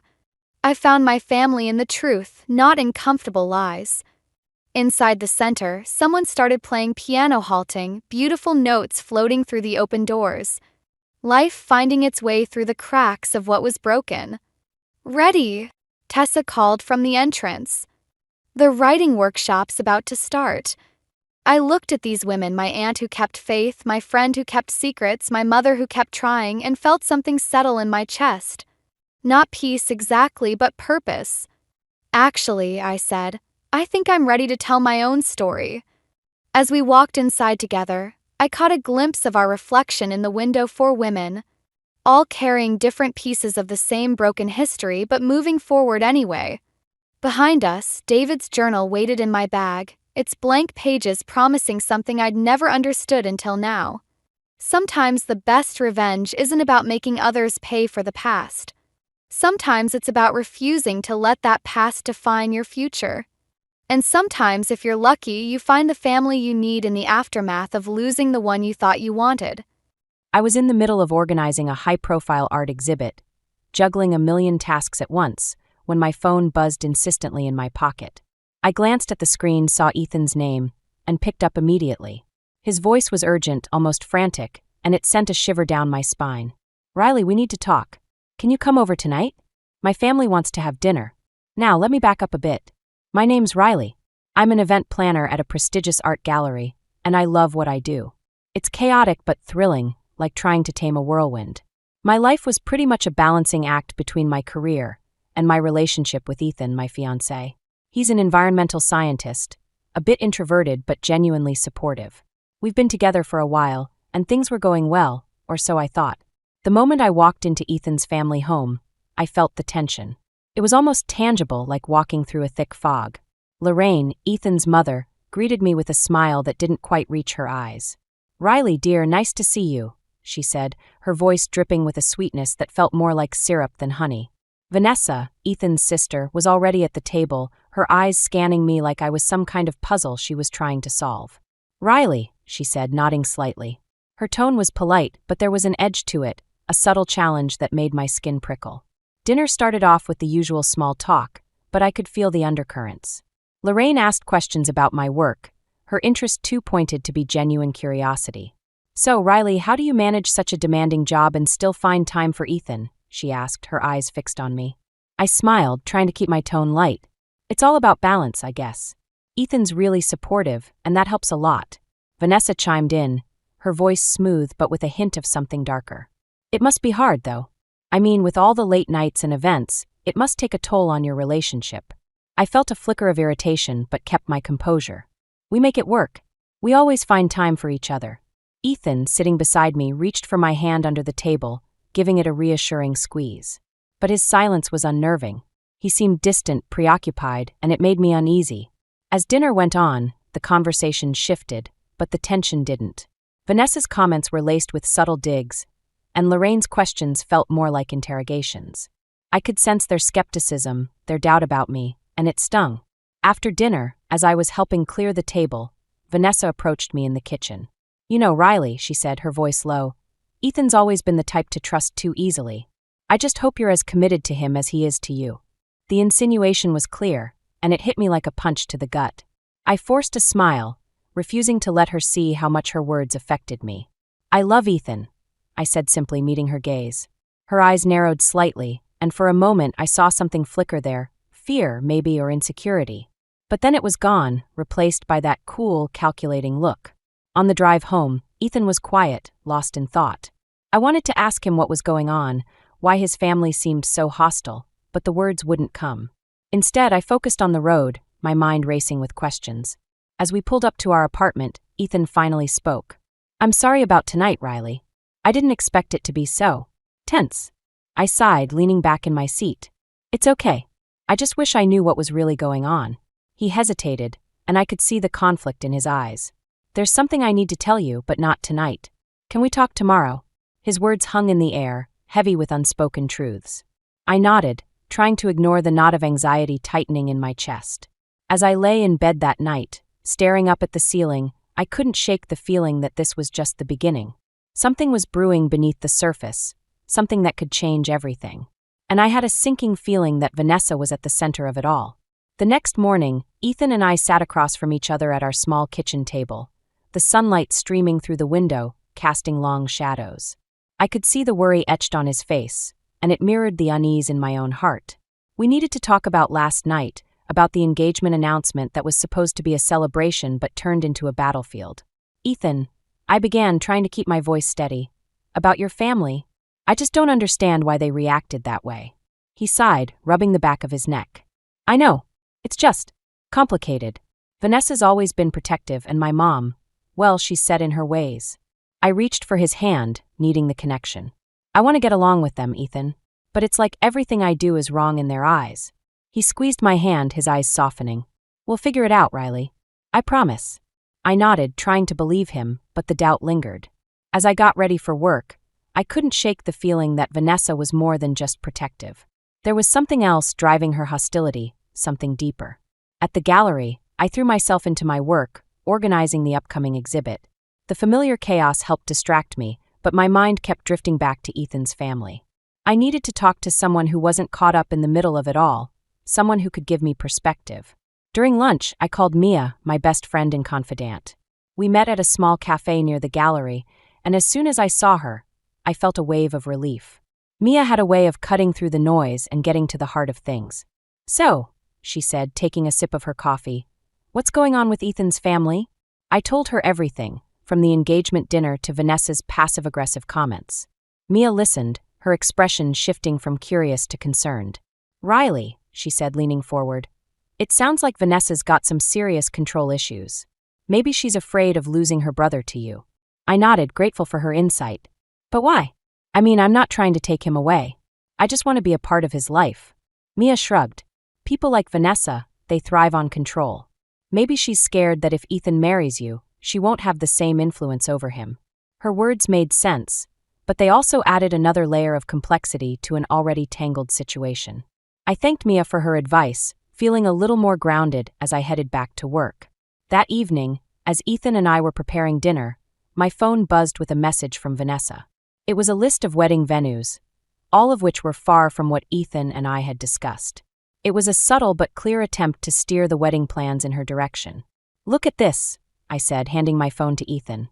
"She's trying to take over our wedding." He frowned, scrolling through the list. "I'll talk to her, Riley. She needs to back off."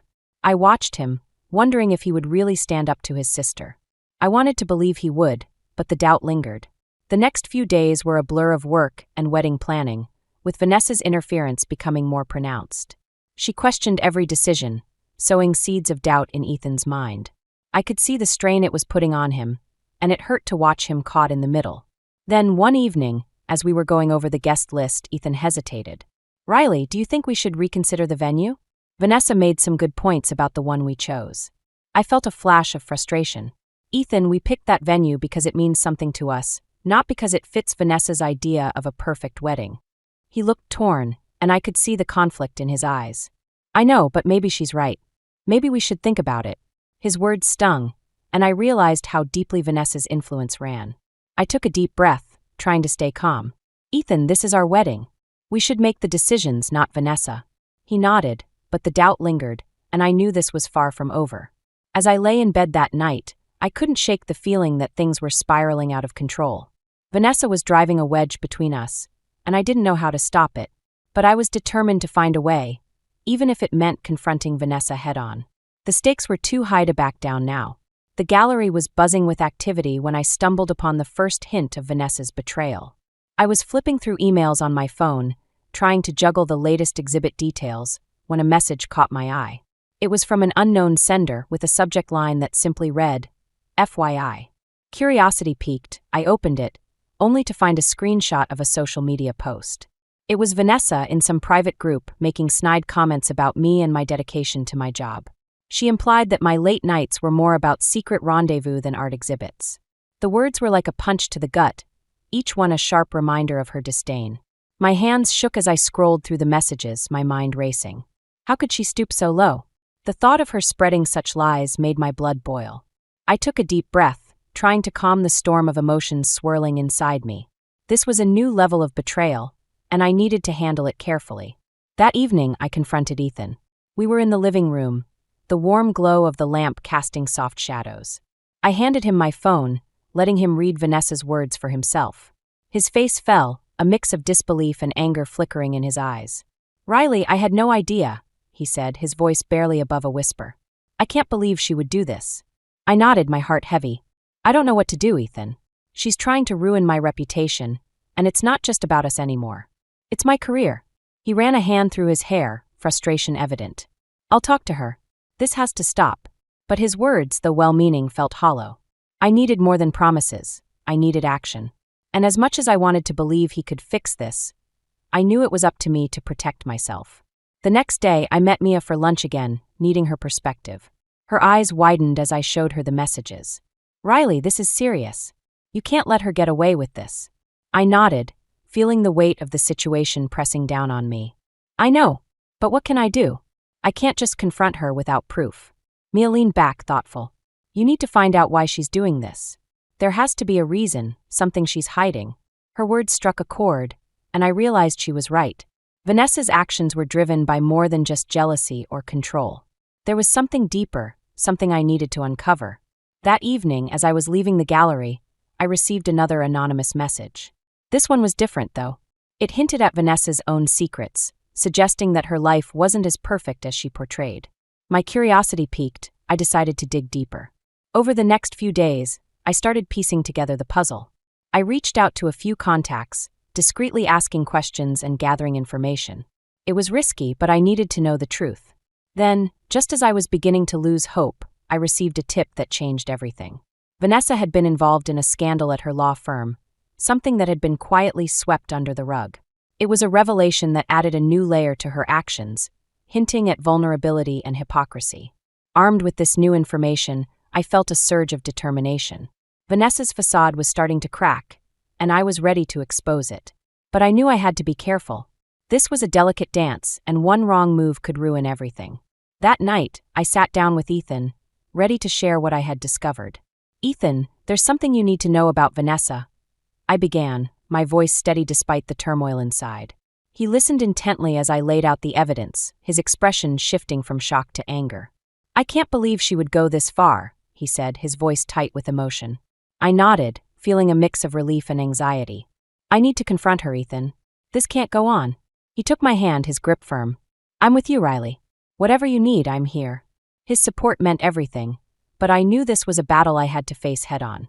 Vanessa's web of lies was unraveling, and it was time to bring the truth to light. As I lay in bed that night, I felt a sense of clarity. The path ahead was fraught with challenges, but I was ready to face them. Justice was within reach, and I was determined to see it through.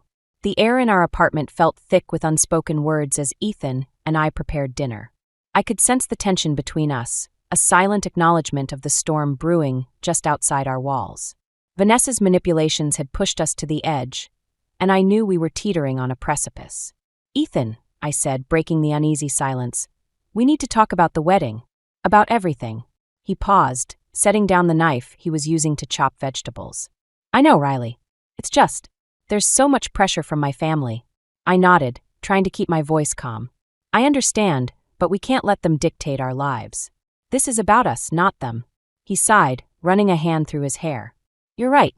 I just wish things were simpler." As we sat down to eat, I noticed a missed call from an unknown number on my phone. Curiosity piqued. I excused myself and stepped into the hallway to return the call. "Hello," I said, my voice echoing slightly in the narrow space. "Riley Thompson?" A man's voice replied. "This is Mark, the private investigator you contacted." My heart skipped a beat. I hadn't expected to hear from him so soon. "Yes, that's me. Do you have any news?" "I do," he said, his tone serious. "I've found something you might want to see. It involves Vanessa Walker." I arranged to meet him the next day, my mind racing with possibilities. As I returned to the table, Ethan gave me a questioning look. "Who is that?" he asked, concern evident in his voice. "Just someone from work." I lied, not wanting to worry him until I had more information. The following day, I met Mark at a small cafe on the outskirts of town. He was a no-nonsense type, straight to the point. As we sat down, he handed me a folder, his expression unreadable. "What's this?" I asked, opening it with a mix of anticipation and dread. "Evidence," he replied simply. "Vanessa's been involved in some questionable activities. I thought you'd want to know." Inside the folder were documents and photographs, each one more damning than the last. Vanessa had been using her position at the law firm to manipulate clients, bending the rules to her advantage. It was a tangled web of deceit, and it explained so much about her need for control. I felt a mix of vindication and sadness as I absorbed the information. Vanessa's actions had been driven by fear, a desperate attempt to maintain her facade. But this was more than just a personal vendetta. It was a professional scandal waiting to explode. As I left the cafe, my mind was a whirlwind of thoughts. I had the evidence I needed to confront Vanessa, but the implications were enormous. This wasn't just about clearing my name anymore. It was about exposing the truth and protecting those who might be hurt by her actions. Back home, I found Ethan in the living room, his expression tense. "Riley, we need to talk," he said, his voice strained. I nodded, bracing myself for whatever was coming. "What's on your mind?" He hesitated, searching for the right words. "My mom called. She wants us to postpone the wedding. She thinks we need more time." The request felt like a slap in the face, a stark reminder of the uphill battle we were fighting. "And what do you think?" I asked, trying to keep the hurt out of my voice. He looked torn, his loyalty divided. "I don't know, Riley. I love you, but this is tearing us apart." His words hung in the air, heavy with unspoken fears.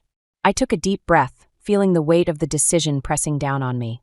"Ethan, I found something out about Vanessa. Something big." His eyes widened, a mix of surprise and apprehension. "What do you mean?" I handed him the folder, watching as he flipped through the contents. His expression shifted from shock to anger, and I could see the realization dawning on him. "This changes everything," he said, his voice barely above a whisper. I nodded, feeling a surge of determination. "We can't let her control us anymore, Ethan. We need to stand up to her." He met my gaze, a newfound resolve in his eyes. "You're right. We can't let her win." As we sat together, the weight of the situation settled over us. The path ahead was fraught with challenges, but for the first time, I felt a glimmer of hope. We were stronger together, and with the truth on our side, we could face whatever came next. The tension in the air was palpable as Ethan and I drove to his parents' house for yet another family gathering. This time, though, the stakes were much higher. I had the evidence of Vanessa's deceit tucked securely in my bag, and my heart pounded with a mix of anticipation and dread. Today could change everything. As we pulled into the driveway, Ethan reached for my hand, giving it a reassuring squeeze. "Are you sure you're ready for this?" he asked, his voice tinged with concern. I nodded, steeling myself for what lay ahead. "I have to be. This can't go on." Inside, Lorraine greeted us with her usual formal warmth, but I could sense an underlying tension. Vanessa was already there, sitting with Greg and chatting as if nothing was amiss. Her smile was bright, but her eyes darted toward me with a hint of suspicion. We settled into the living room, the atmosphere thick with unspoken words. I could feel my pulse quicken as I glanced around, my mind racing with everything I needed to say. Ethan cleared his throat, drawing everyone's attention. "Mom, Dad, there's something we need to discuss." Vanessa's eyes narrowed slightly, and I could see the wheels turning in her mind. "What is it?" she asked, her tone deceptively casual. I took a deep breath, reaching into my bag and pulling out the folder. "I found something out about you, Vanessa. Something that explains a lot." Her smile faltered, replaced by a mask of feigned innocence. "I have no idea what you're talking about." I opened the folder, laying the documents out on the coffee table for everyone to see. "These are records of your dealings at the law firm. You've been manipulating clients, Vanessa, using your position for personal gain." The room fell silent, the weight of the accusation hanging in the air. Vanessa's face went pale, and for a moment, I saw a flicker of fear in her eyes.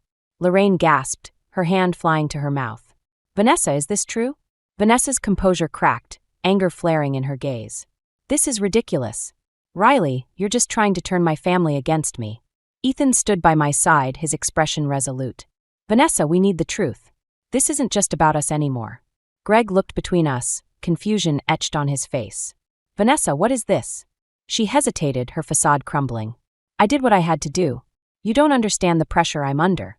The room erupted into chaos, voices overlapping as everyone tried to make sense of the situation. I watched Vanessa, her desperation evident as she scrambled to regain control. Lorraine's voice cut through the noise, firm and authoritative. "Enough! Vanessa, you need to explain yourself." Vanessa's eyes darted around the room, searching for an ally, but finding none. "I was protecting our family, keeping everything together." Her words hung in the air, a weak justification that did little to quell the rising tension. I felt a pang of sympathy for her, but I couldn't let that deter me from what needed to be done. Ethan turned to me, his expression conflicted. "Riley, what do we do now?" I took a deep breath, feeling the weight of the decision pressing down on me. "We can't let this continue. Vanessa needs to face the consequences of her actions." Vanessa's eyes blazed with anger, but there was a hint of resignation there too. "You think you're so righteous, Riley, but you don't know what it's like to be me."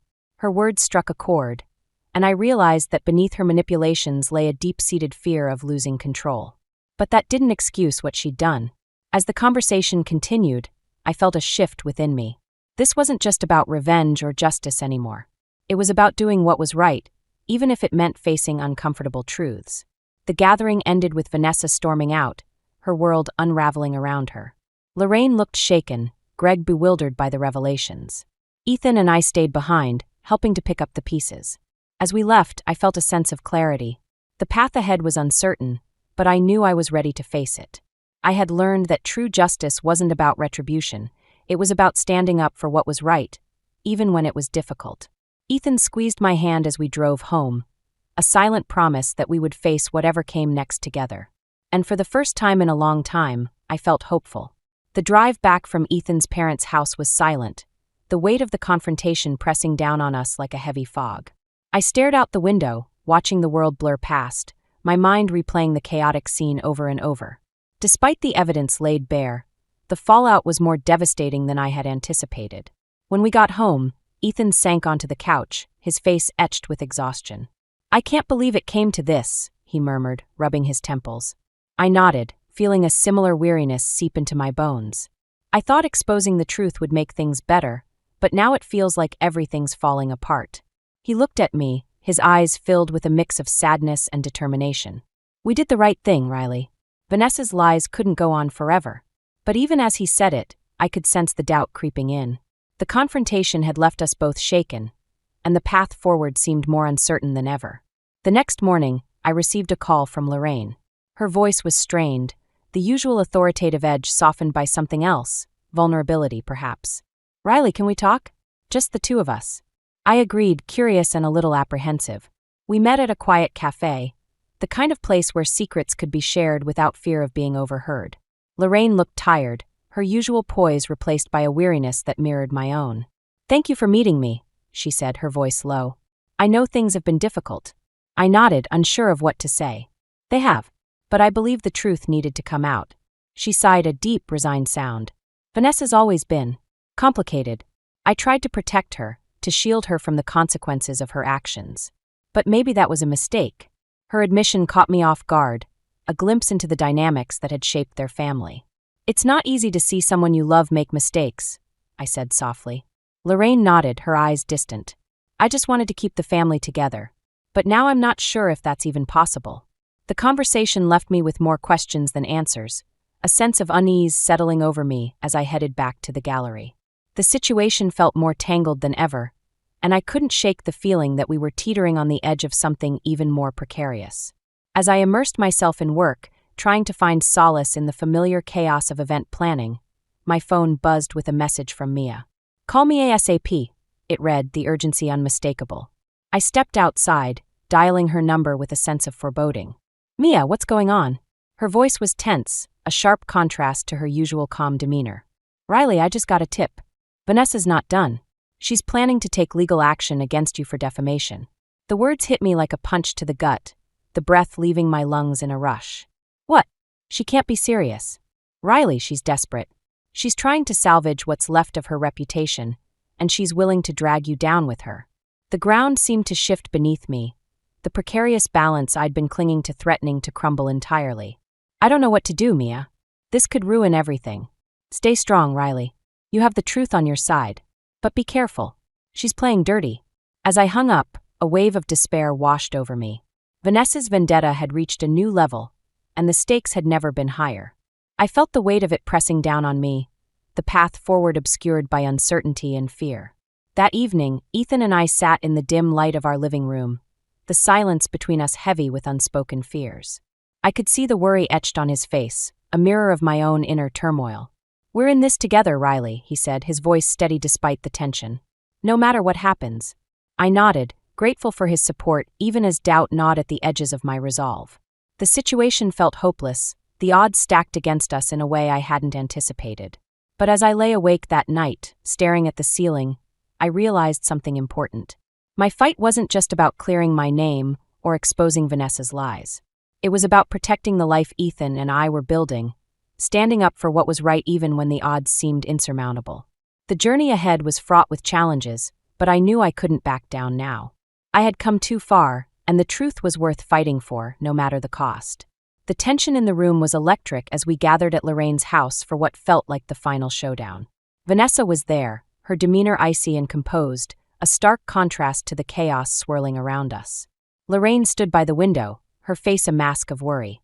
Greg was absent, a telling sign of the fractures Vanessa's actions had caused. Ethan and I exchanged a glance, drawing strength from each other as we prepared to face the storm. The air was thick with anticipation, each of us aware that this confrontation would change everything. Vanessa broke the silence first, her voice cutting through the tension like a knife. "I suppose you're here to gloat, Riley. You think you've won." I shook my head, keeping my voice steady. "This isn't about winning, Vanessa. It's about the truth." She smirked, her eyes cold and calculating. "Truth? You think exposing my personal life is some kind of moral victory?" Ethan stepped forward, his voice firm. "Vanessa, this isn't just about you. Your actions have hurt everyone around you." Her eyes flicked to him, a flash of vulnerability breaking through her facade. "I did what I had to do. You don't understand the pressure I'm under." Lorraine turned from the window, her voice soft but resolute. "Vanessa, we've all made mistakes. But this has gone too far." The room fell silent, the weight of Lorraine's words settling over us. Vanessa's composure wavered, her hands clenching into fists at her sides. "You think I wanted this? To be exposed like some criminal?" I took a deep breath, stepping forward. "Vanessa, we didn't want it to come to this either. But your actions left us no choice." Her gaze met mine, a storm of emotions swirling in her eyes, anger, fear, and something else I couldn't quite place. "And what about you, Riley? You're no saint. You think you can just waltz into this family and turn everyone against me." I held her gaze, refusing to back down. "I never wanted to turn anyone against you. But I couldn't stand by and let you destroy everything Ethan and I have worked for." Vanessa's facade cracked, her voice rising with desperation. "You have no idea what it's like to feel everything slipping away, to lose control." The words hung in the air, a raw admission that cut through the tension. It was a glimpse into the fear that had driven her actions, a fear I could understand, even if I couldn't condone it. Lorraine stepped forward, her expression softening. "Vanessa, we can help you. But you need to let us in. Vanessa's eyes filled with tears, and for a moment, I saw the vulnerability beneath her tough exterior. But just as quickly, she blinked them away, her walls snapping back into place. I don't need your help, she snapped, her voice laced with defiance. Ethan reached for my hand, his grip a steadying presence. Vanessa, please. We want to move forward, but we can't do that if you're still trying to tear us apart. For a moment, I thought she might relent, but then her expression hardened.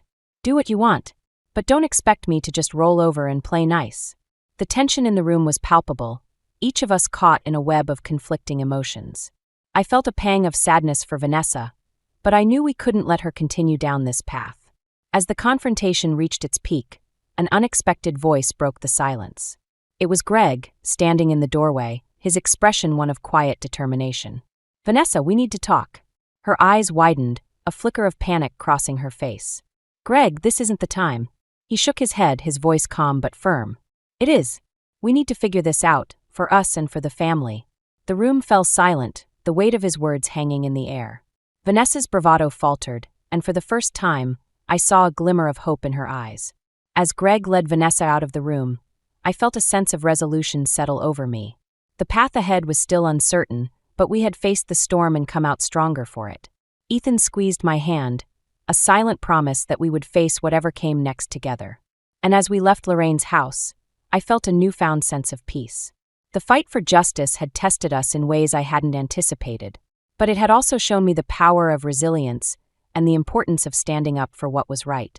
The weeks following the confrontation were a whirlwind of change and reflection.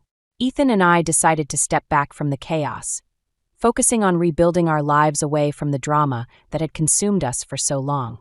It was a decision that felt both liberating and daunting, but one we knew was necessary for our future. We found a small cottage on the outskirts of town, a peaceful retreat where we could finally breathe and plan for the life we wanted to build together. The days were filled with quiet moments, walks in the nearby woods, and the simple joy of each other's company. It was a stark contrast to the turmoil we'd endured, a chance to rediscover the love that had brought us together in the first place. One evening, as we sat on the porch watching the sun dip below the horizon, Ethan turned to me, his expression thoughtful. Do you ever think about what might have happened if we hadn't stood up to Vanessa? I considered his question, the weight of it settling over me. I think we would have lost ourselves trying to please everyone else, I replied, my voice steady. But standing up for the truth, for us, was the right thing to do. He nodded, a soft smile playing on his lips. I'm proud of us, Riley. We faced so much, but we came out stronger. As we sat there, I felt a deep sense of peace settle over me. The journey had been fraught with challenges, but it had also taught me the importance of resilience and the power of standing up for what was right. A few days later, we received a letter from Lorraine. It was a simple note, but her words carried a weight of sincerity and reflection. She apologized for the pain her family had caused and expressed a desire to mend the rift, to start anew. Ethan and I read the letter together, our emotions a mix of relief and hope. It was a step toward healing, a chance to rebuild relationships that had been strained by the past. As the days turned into weeks, we found ourselves settling into a new rhythm. I returned to the gallery, pouring my creativity into new exhibits and finding joy in the work I loved. Ethan continued his research, his passion for the environment rekindled by the peace we had found. One afternoon, as I was organizing a new exhibit, Mia stopped by, her presence a welcome reminder of the support that had carried me through the darkest times. How's life in the countryside treating you? She asked, her eyes twinkling with curiosity. I smiled, feeling a warmth spread through me.